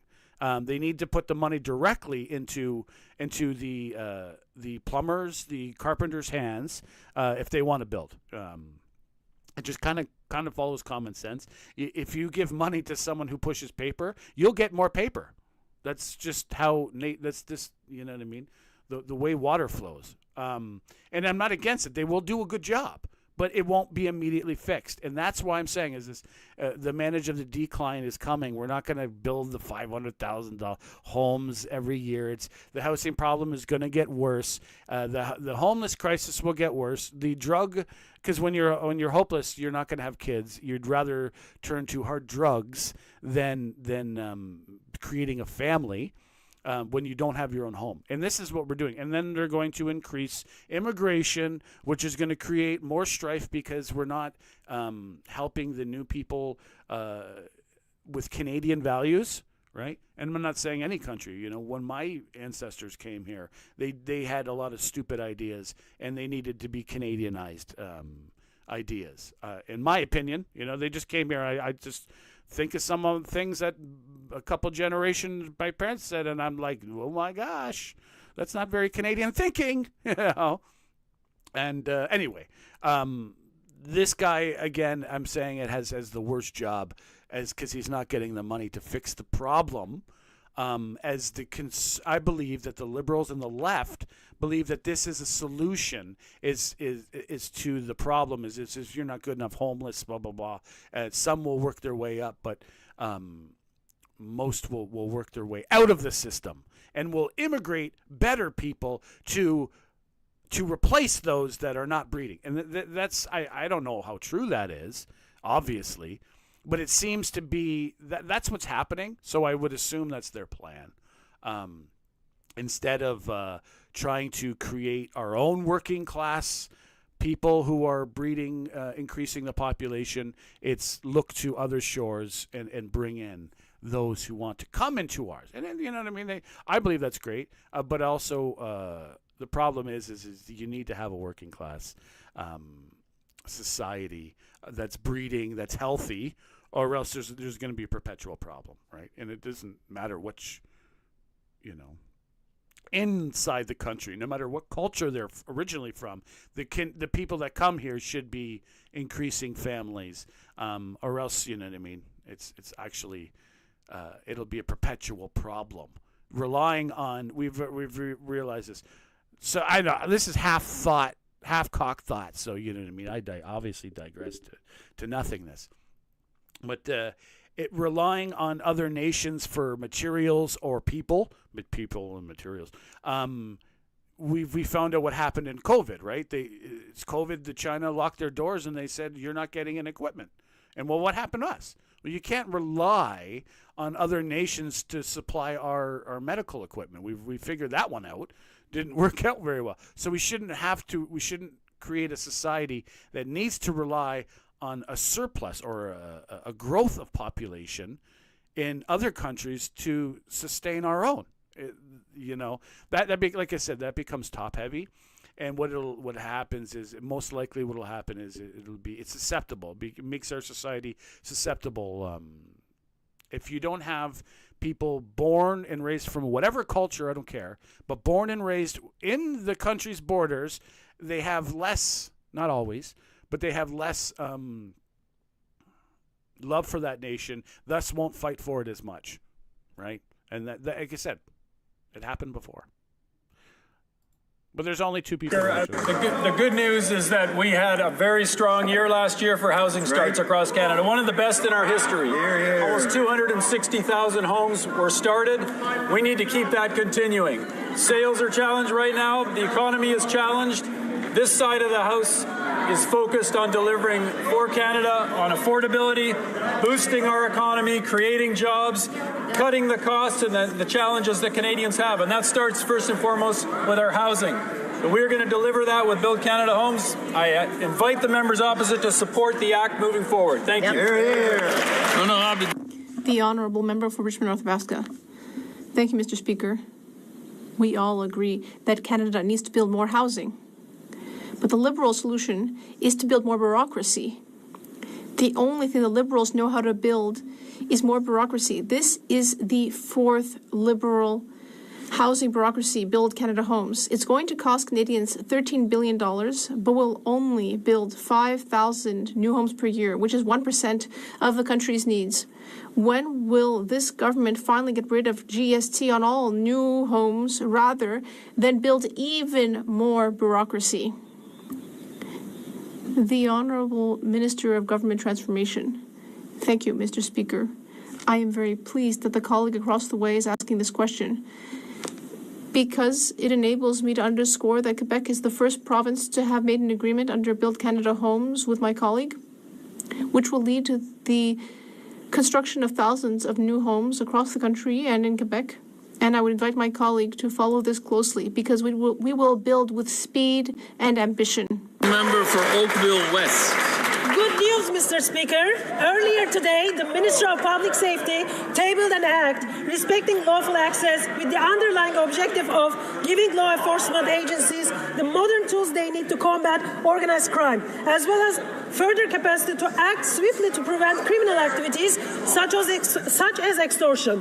Could the Minister of Public Safety elaborate on the critical importance of this bill and how the passage of this legislation contributes to the safety and security of all Canadians from coast to coast to coast? The Honourable Minister of Public Safety. Mr. Speaker, it is indeed good news, Mr. Speaker. I want to thank my colleague from Oakville West for her hard work. Mr. Speaker, we've been clear that lawful access measures are necessary to give law enforcement the tools they need to protect Canadians. Canada is the only Five Eyes G7 country not to have a lawful access measure in place. It's time that Canadian law enforcement have Canadian solutions to go after criminals.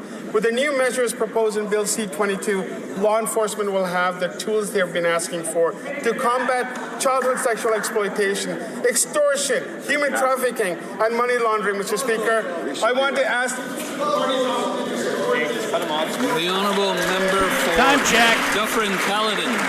Yeah, the time check. We have said that the punishing auto tariffs that have been put on our auto industry were devastating, and they would devastate the industry.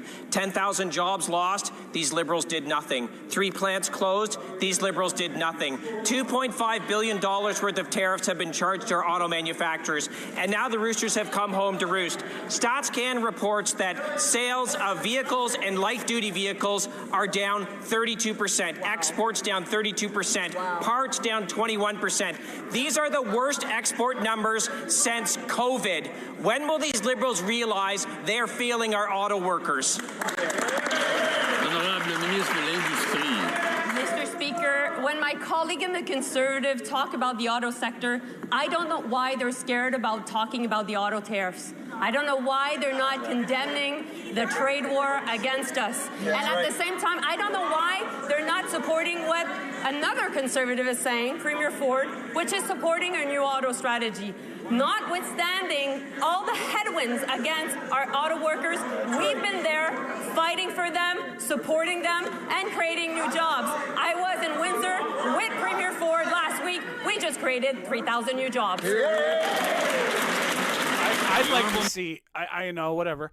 The Liberals are the ones. Look at to the right is the Conservatives, and look at to the left is the Liberals. There's more Liberals in the House, and if you look at the happiness, the Conservatives are like, you know what I mean, hand on their head. They're it's not deep in thought. It's morose, I would say. Whereas the Liberals are very chipper and cheery, and the one guy in the corner with his tongue in his cheek. It's very much they're happier, and normally, like on days like this, it's Fragascatus, and there's three Liberals: Fragascatus, Kevin, a couple of them, and then you know what I mean, Mac, and a few of the Liberals, and it's empty house. But now, it's they're fuller and they're happier. Like you can tell on the one side of the house of the Liberal, it's just cheering. It sounds like it's the Conservatives. But the Conservatives have been, it seems, demoralized and destroyed. Well, like my channel too. I don't know why today I only have 2 viewers.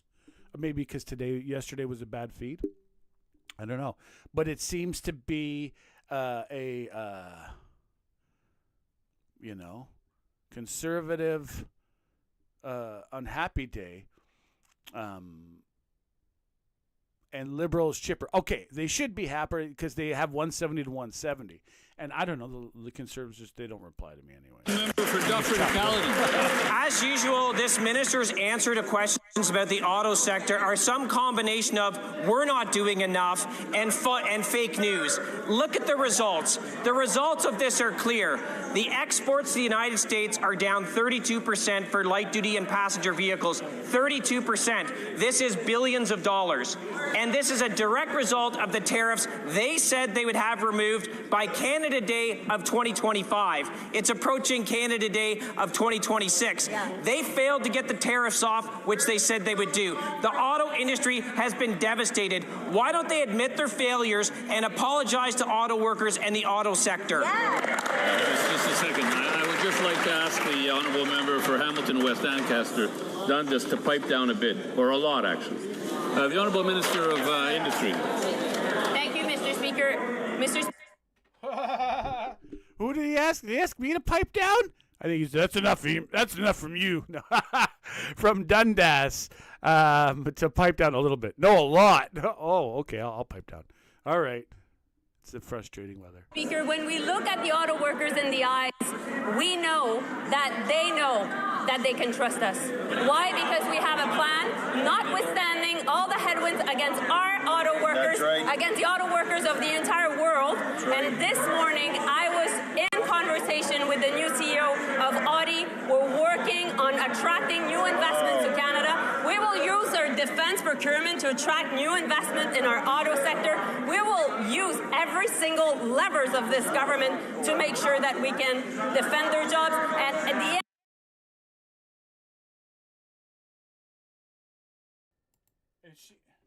Is she wearing one of those things they call cashmeres? I bought these. I was over in Turkmenistan, and these silk cashminas. I never heard of these things. I don't know. There was a whole store of them. I walk in the store, and all they were scarves. I think she's wearing one, a very large one. But anyway, so I was like, okay, well, I'm here. I'll buy these scarves for the women in my life. So I bought a couple hundred of. I don't know, not a couple hundred of them, a couple dozen of them. Or whatever. I don't know. The price seemed cheap. And so when I came back home, I had all the gifts, the things I bought from the trip over the pond out. And the ladies that I knew, I was like, okay, you know what I mean? Take what you like. They were all like hovering around these cashmere scarves. I'm like, what the? They're scars, and they were cheap. They're like, oh, but they're the silk, and we'll fuel them, and they're like, oh, they're all like. I found it was hilarious. To me, I'm like, this is hilarious. These things I thought were like, you know what I mean? I would have to like give them away to random people. No, they were snatched. And they're fighting over it and everything, politely fighting. But yeah, so if you ever go over to that part of the world, buy those scarves for the ladies in your life. Anyway, because. At the end of the day, these are not fake news. These are real life.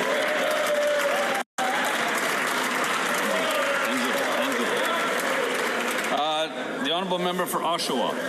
Mr. Speaker, Canada's auto exports have fallen to their lowest levels in years, and more than 5,000 auto workers have already lost their jobs as shifts are cancelled and production lines like the third line in Oshawa are shut down. Shameful. In communities like mine, auto workers and their families know exactly what that means.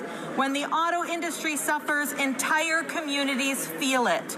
Will the Liberals finally put Canadian auto workers first?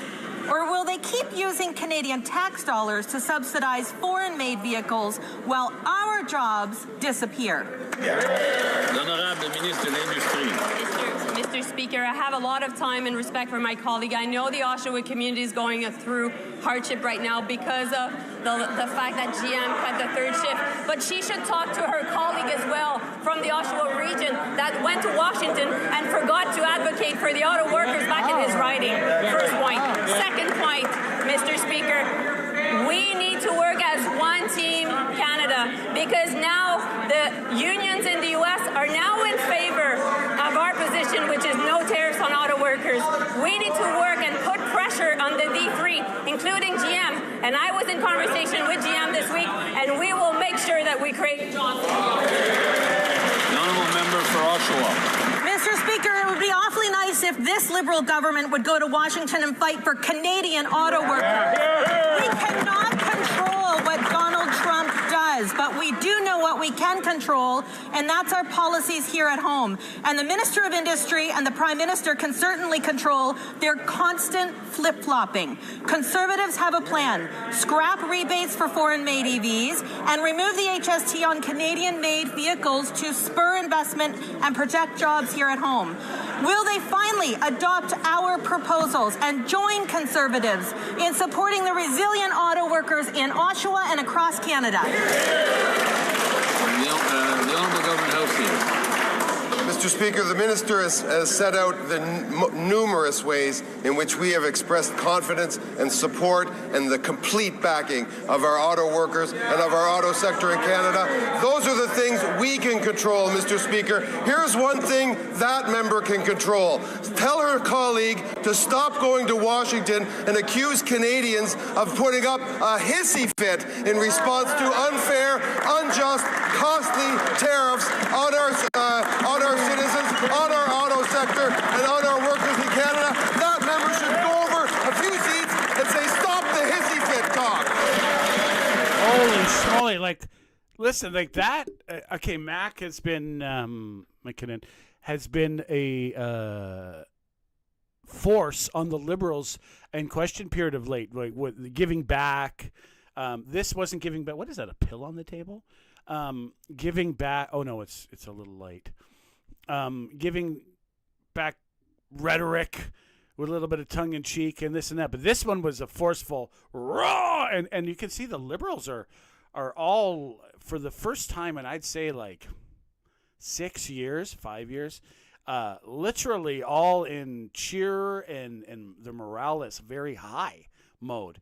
And as you hear by this thumping and clapping, and then now compare that to the Conservative side. It's very, very, very odd. The honourable member for Niagara South. The honourable member for Niagara South. Mr. Speaker, Canada's auto exports fell to their lowest level in years this January. More than 5,000 auto workers have already lost their jobs. In Niagara alone, I have 2 EV plants that have neither opened or been delayed because of a declining EV market. Yet the Liberals are subsidizing foreign-made electric vehicles. It makes no sense at all. Will the Liberals finally adopt our strategy to protect Canadian workers in the auto sector, or will they continue to push ahead with their disastrous plan to subsidize foreign-made electric vehicles?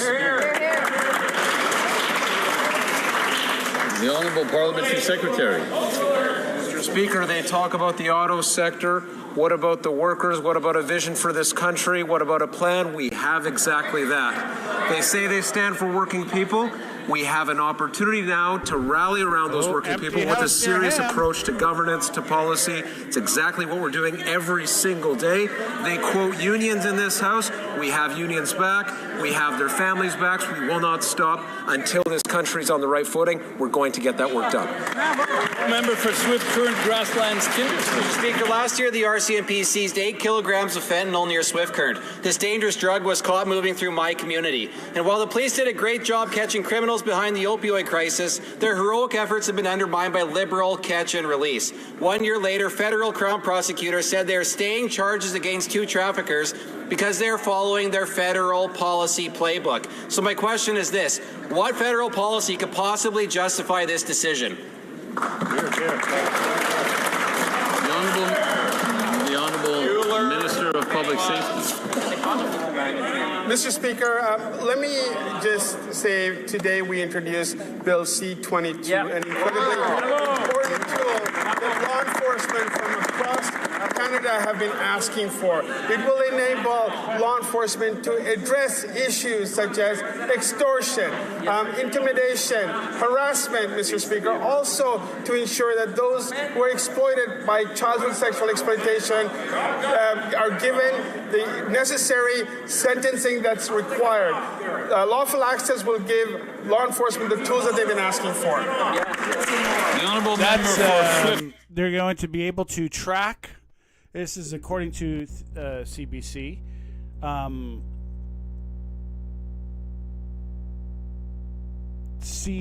thought it was C-22, but it was introduced last spring. It was just passed. So C-22 balances the needs of law enforcement with the privacy and civil rights that Canadians demand. He just said that same line. So the legislation also formalizes how Canadian law enforcement may make information requests to foreign social media companies like Meta and artificial intelligence firms like OpenAI, ChatGPT.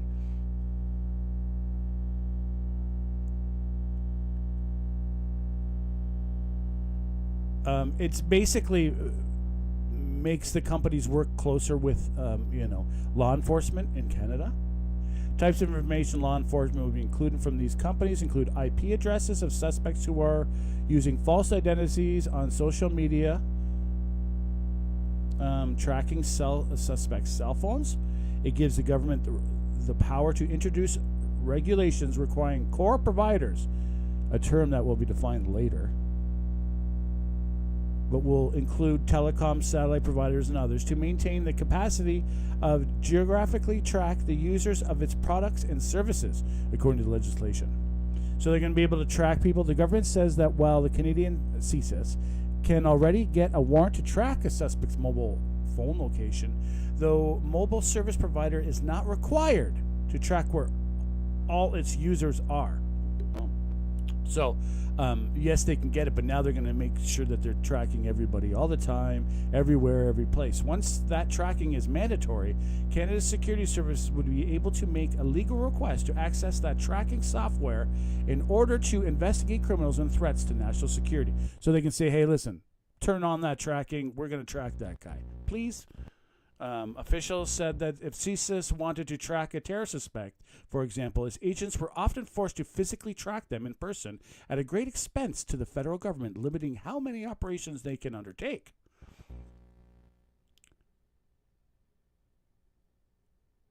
So they can say they can find out who is behind these accounts. Everyone is fully aware who has any idea, looked into it for 5 minutes, that our security forces, police departments, they can't keep up with this international crime. Remember, just look at it this way. CSIS, RCMP budget is smaller than all the cartels. Never mind all the other intelligence agencies that may or may not be meddling to our major detriment. but they're meddling with us. But to our detriment, well, that's disputable with country by country. So if we're fighting to stop Sri Lanka and this and that, we can't stop the cartels. We can't stop the gangs and all this. We're very, very much behind. Believe so, at least in Canada, with keeping track of this. Well, at least that's what the intelligence agencies are saying. I don't know how true that is. But it seems to me that that elite Epstein thing, we can see just like that. Just looking at the emails and stuff like that with the large, huge swath at how that big is and how it couldn't be cracked, to me says that the service agencies are not being able to keep up. Hopefully this will work. Well, it's obvious that the minister wasn't paying attention to the question that I just asked, because fentanyl is a dangerous and lethal drug. 8 kilograms is potentially millions of doses. Millions of doses means that Canadians will be murdered by this drug and their dealers. What happened in Swift Current is one example among too many of the radical, less pathetic views on crime. Families are being torn apart. Loved ones are being lost. Those criminals should be behind bars. If the Liberals were serious, they would adopt our plan to give life sentences to people trafficking enough fentanyl to kill thousands of Canadians. Why won't they do it? The Honourable Minister of Public Safety. Mr. Speaker, Canada's new government has taken very important measures to ensure the safety and security of Canadians. We have Bill C-14, Mr. Speaker, which addresses the issues around bail as well as sentencing, the issues that the member opposite is talking about. It also have Bill C-16, which is about supporting victims and ensuring the administration of justice. Just today, Mr. Speaker, I had the opportunity to introduce Bill C-22, for lawful access, an important tool that all law enforcement have been asking for. What I'm going to ask, as of the members opposite, will they support this? Will they pass this bill today? The Honourable Member for Montmorency, Charlevoix. Thank you, Mr. Speaker. Thanks to the Québécois Investigations Bureau, we've learned that 239 visas linked to the Iranian Revolutionary Guard have been revoked, but only one person has been removed. Canada, only one. This is a terrorist group on Canadian soil. Also, we have learned that a Canadian armed forces camp at a Kuwait military base was struck by Iranian missiles. Luckily, no one was injured. But it's pretty clear that the Iranian regime is not our friend. And the Liberal government is keeping these criminals here, saying they have rights, and they've made asylum requests. Will the government remove them, yes or no? Mr. Speaker, the IRGC was listed as a terrorist entity under the Criminal Code in Canada in 2024. The state of Iran has been listed as a state sponsor of terrorism. We have been working to ensure that those who are inadmissible are removed forthwith. Any information that's received by law enforcement, by CBSA, of alleged members of the IRGC who are in Canada are investigated thoroughly.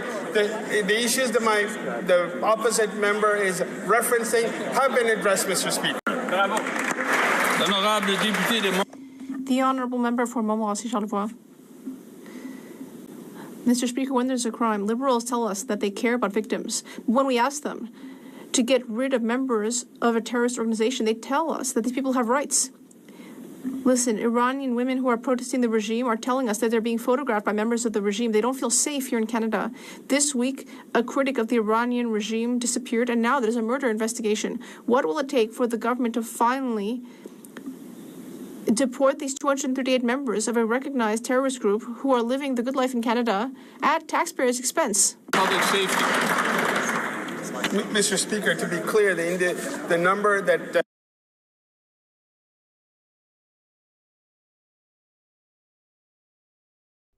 I don't know if it's a Canadian law. I know it's an American law.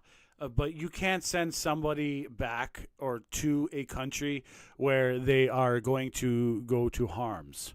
And if is a IRGC member or former member, sending them to Iran right now will be definitely sending them into harm's way. So I personally, you know what I mean? I question that. And I think that to this point in time, I say it now before it's really in demand, but I notice how usually when people are about to be winning, they get arrogant and become assholes. I know this because I used to win a lot. Not anymore, though. But why is that? Opposites referencing they were never. You know what I mean? Okay, who we're referencing? Yeah, we're referencing lots. But you know what I mean? Saying like, you know, let's hear what he has to say for a second, and I'll bring it back.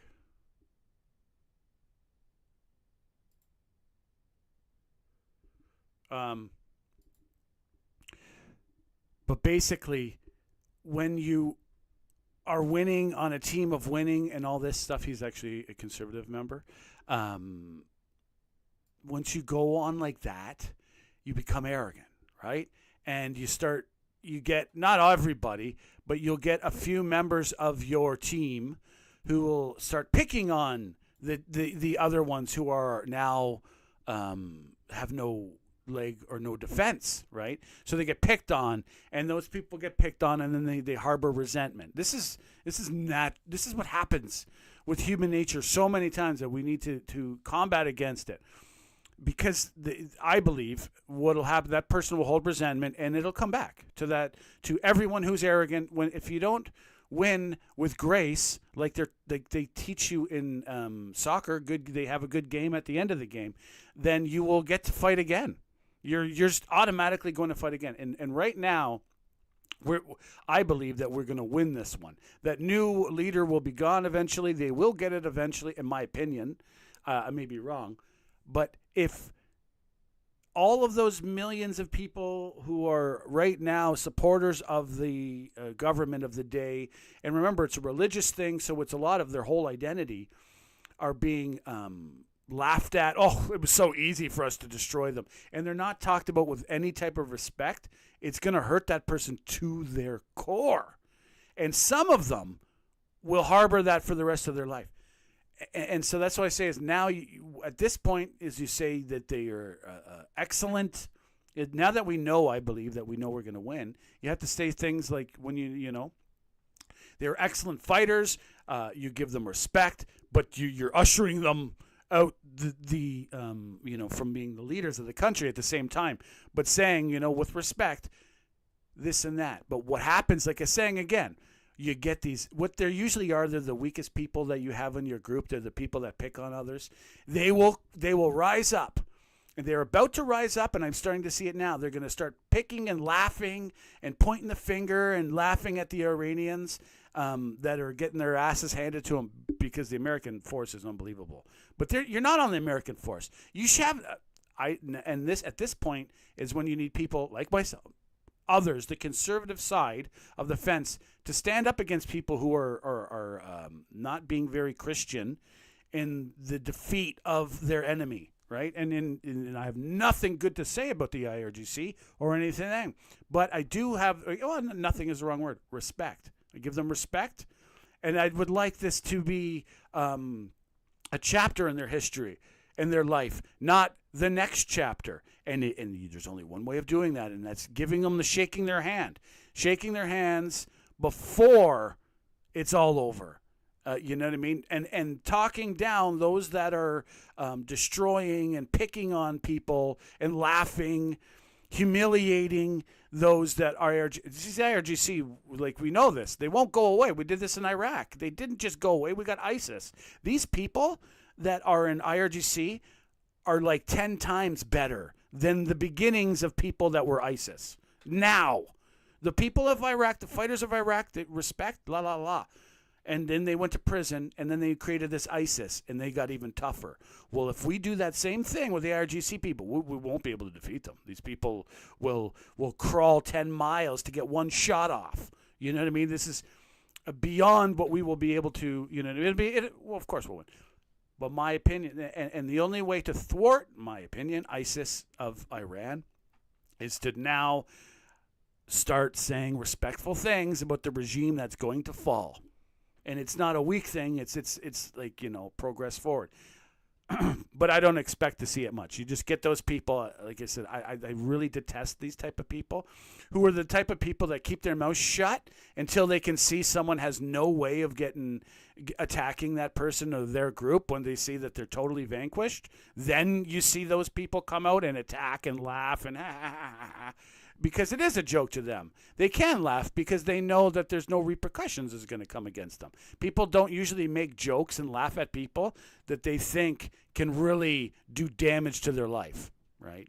And like I said, we have to pull the Christian out right now and give respect to the IRGC as we are ushering them out of the leadership door.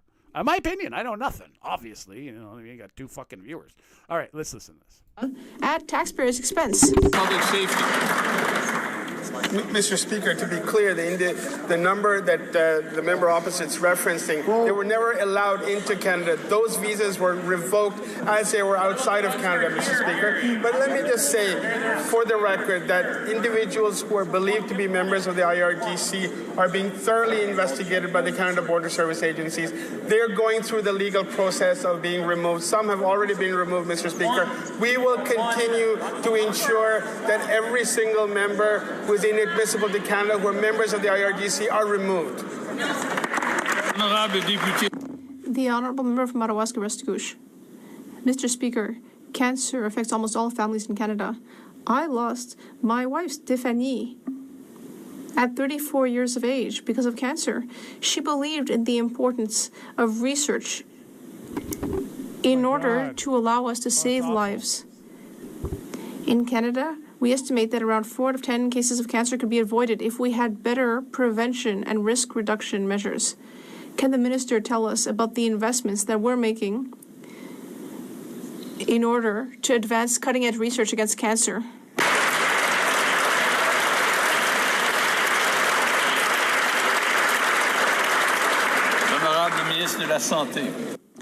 The Honourable Minister of Health. I'd like to thank the member for Madawaska-Restigouche for sharing this personal story with us.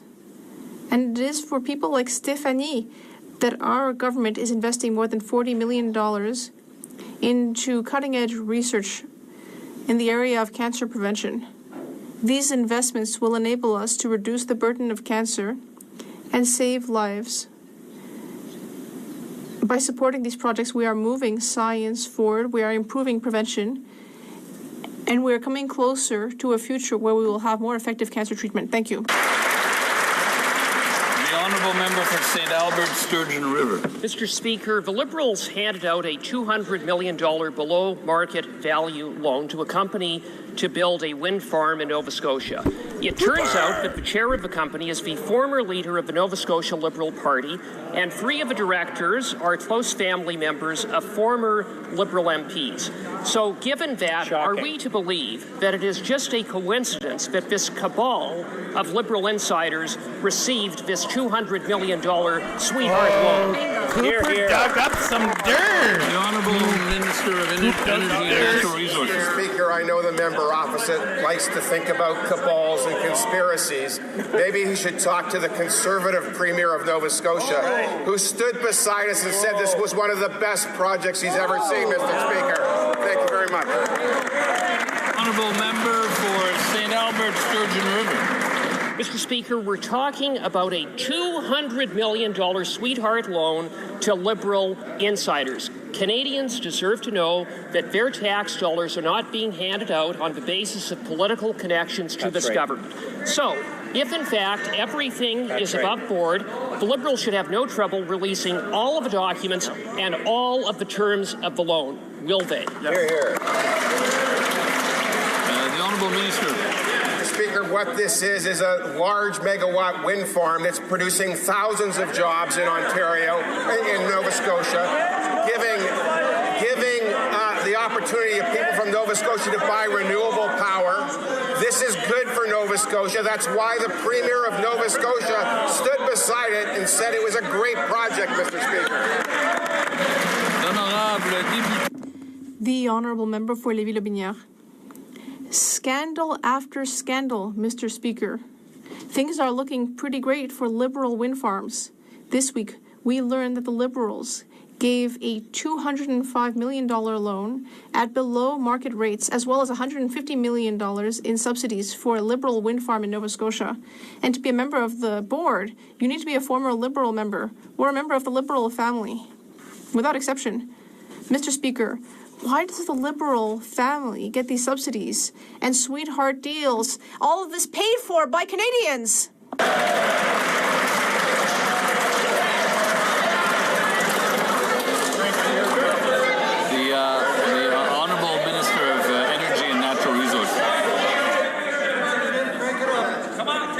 Mr. Speaker, 3 times. Okay, the Liberals, I think the Conservatives have found something because we're finally getting a raise in the Conservative benches. So there's a possibility. Now, the Liberals, these Liberals, I believe, are not going to be concerned as it's not them. None of them are named in this. These are former politicians, and this is basically how it works. If you look at municipal politics, Friends and this, oh my God, this is politics. Now, to go to the federal level, it usually, as it goes from municipal to provincial to federal, the politics get cleaner, and as they get more scrutiny, right? But municipal politics, Friends giving the snow contract to a friend, it's like you don't expect it any other way. It's that bad. And no one's ever been charged in the whole nation of our country for doing that stuff in municipalities. It's like impossible. It's actually kind of gross. And in this case, I don't know the whole detail of it, but the Conservatives, the only way they're going to get traction and make some butter is they have to find these things. Cooper, or I don't know if it was Cooper, but MP Cooper found something that will give them a little bit of traction. It won't completely stick to any particular member of the Liberals, but it may as a whole. So it's something, because right now they literally have nothing. I don't know. Their policies of GST and this, and they're just a little incrementally different than the Conservatives. The largest gap in between the two is the Liberals historically have been caught doing scandals, mild scandals, Canadian-style scandals, but scandals nonetheless. And Conservatives are known more historically for being better with contracts and stuff like that, being more fair to the contracts and stuff like that. And part of it has to do with the way they govern. The Liberals are more apt to have some pie-in-the-sky idea and try it out, where the Conservatives are like, no, that's going to cost how much? We're not trying that out. We're only doing try, tested, and true things. So, you know what I mean? When you try things, try new ideas, you make bigger mistakes. I'm not trying to defend them. I'm just trying to explain the way I think of it as. And we choose ours between this. But the Conservatives needed this. Will it continue? We'll see. Well, there's 2 questioners on that. I think this is where the Conservatives finally have something that, like, it won't get huge traction. It won't take the government down. There's no taking this government down anyway, I don't believe, at 170 to 170 plus them winning. But there is Conservative opposition traction. Times with gusto, I guess. It doesn't change the answer. It doesn't change the answer. There's no conspiracy here. The Conservative Premier of Nova Scotia said this was one of the best projects he's ever seen. This is good for the people of Nova Scotia, and it's good for the people of Canada, Mr. Speaker.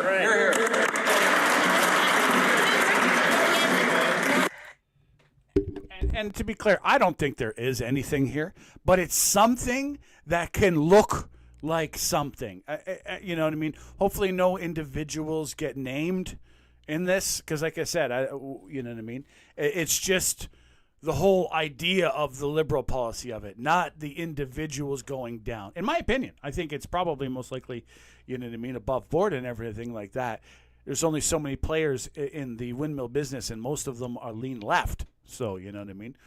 The chances are higher. But it's something to connect, you know, to get the people who follow watching. You know what I mean? Like I said, it's nothing. Hopefully they I'm personally keep the names out of it.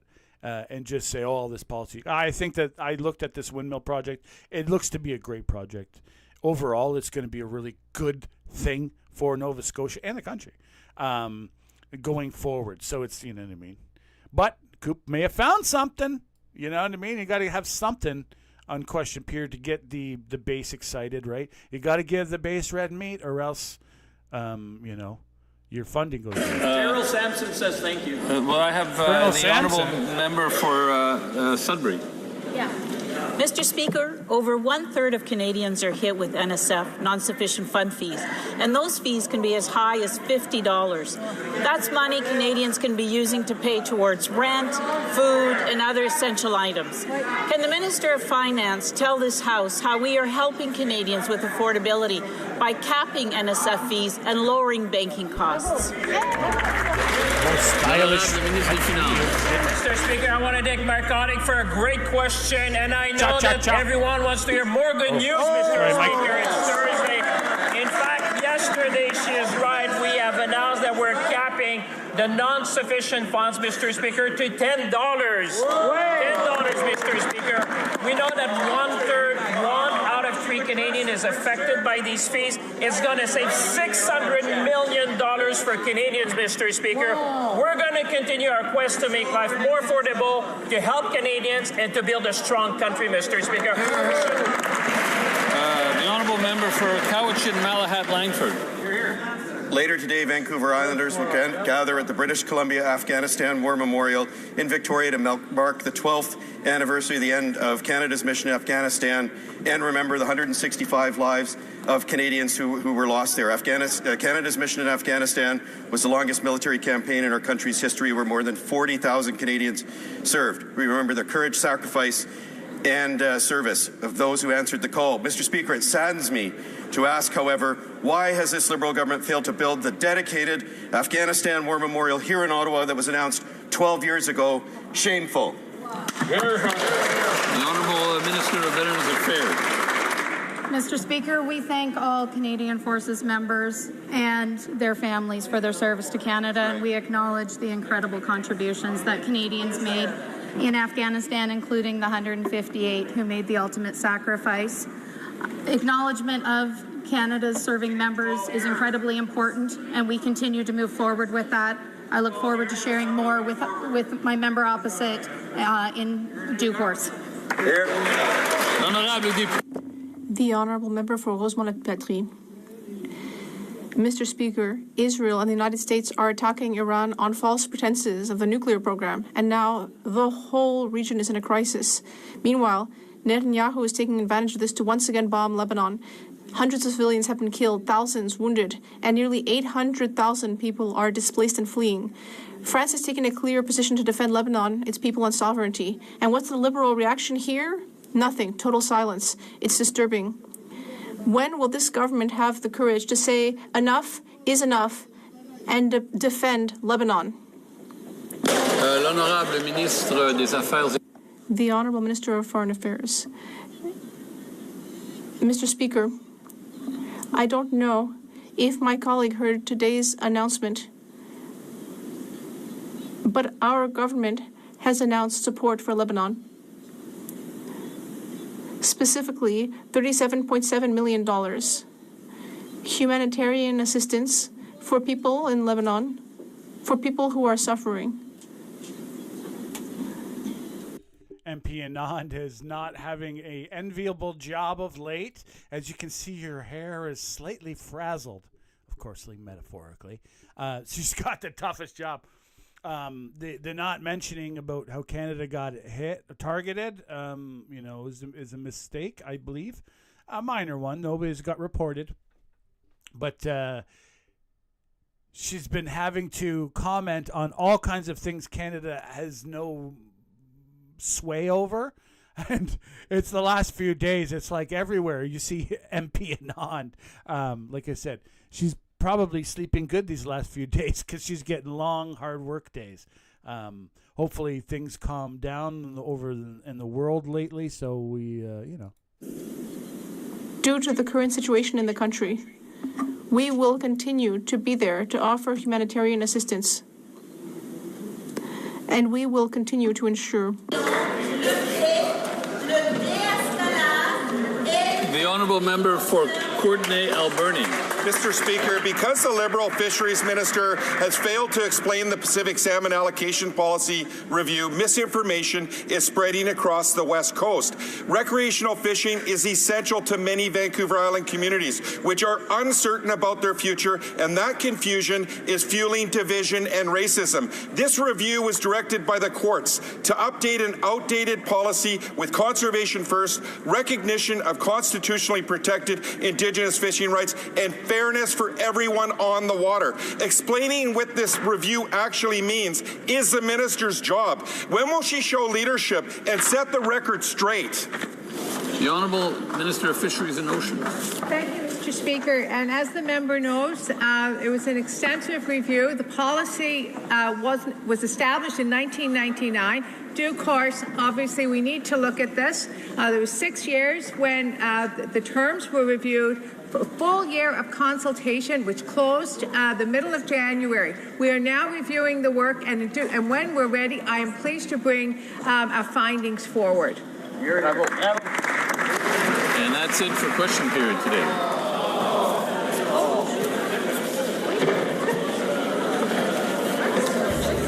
We'll give it a moment, and then I know that the opposition House Leader is interested in asking a question of the government House Leader.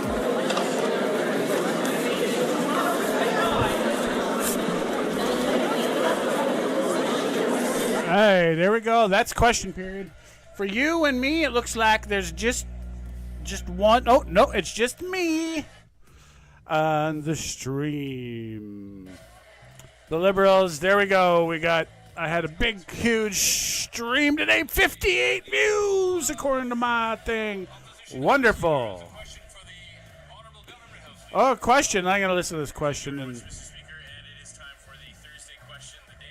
CPAC servers experience a massive spike, so we hope that their IT department is well prepped for what's about to happen.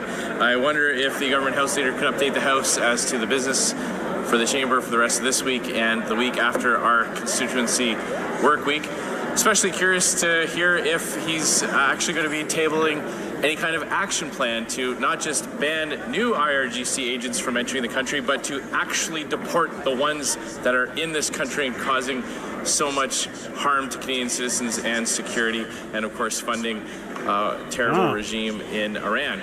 Or if you could update the House as to whether or not they are going to repeal any of the hidden taxes that add to the cost of grocery prices, like the industrial carbon tax or the fuel standards tax, which adds 7 cents a litre, rising to 17 cents a litre in this affordability crisis. okay, so it seems Andrew Scheer's been taking over a lot, and MP Lanceman has been taking over a lot of Pierre's duties. I don't know if this is because he's busy or if it's his policy. I wonder if is he planning on leaving, or is he allowing others to hold the reins as much? I don't know. Either way, it's pretty good.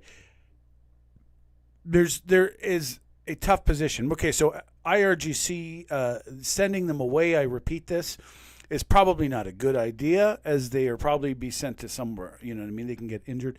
I don't know. I really think it's tough. There's these 300 members. If these people in our country are 700 or whatever the real number is, if they have left the country, it's possible that they don't want to have anything to do with that. I don't know. I just think it's time for, especially in the comments, if you're commenting and thinking in your head, it's time for more empathy with these people, as they're most likely their regime has crumbled, and their whole basis of like stabilizing, like their whole, you know what I mean? What kept them, grounded and all this has just been crushed below them. Yes, if you're on the West, you're happy about it, but rubbing it in, it'll only create more problems, in my opinion. Obviously, I don't know, but let's listen to what this guy's got to say. MP Scheer. crisis that the Liberals have caused, will they at least bring in some legislation to provide relief at the grocery store for hardworking Canadians? Honourable Government House Leader. Well, Mr. Speaker, I think we'll have to also ask CPAC which of the two of us people tune in to see more, because both of us, as the member well knows, tend to be very, very lovable and appreciated by all Canadians as we answer the Thursday question. I will say, Mr. Speaker, in response to my honourable friend, that we will be coming back next week, next sitting week, to Bill C-9, which I know was a solemn election commitment by his party as well as mine, and I know we all look forward to protecting community centres, temples, synagogues, and mosques in Canada, and these are obviously important things, especially as we watch this conflict in the Middle East. Mais, Monsieur le Président, nous allons continuer l'étude. Mr. Speaker, we will continue study at third reading of Bill C-13, an act to implement the protocol on the accession of the United Kingdom of Great Britain and Northern Ireland to the Comprehensive and Progressive Agreement for Trans-Pacific Partnership. Tomorrow, we will resume study at second reading of Bill C-20, an act to create Build Canada Homes. Return from our constituency week on Monday, March 23rd. Priority will be given to that bill, that very important Bill C-9, the Combating Hate Act, and of course Bill C-8, the cybersecurity legislation, which is essential for Canada in this day of online risks, Mr. Speaker. Finally, Mr. Speaker, Tuesday, March 24th shall be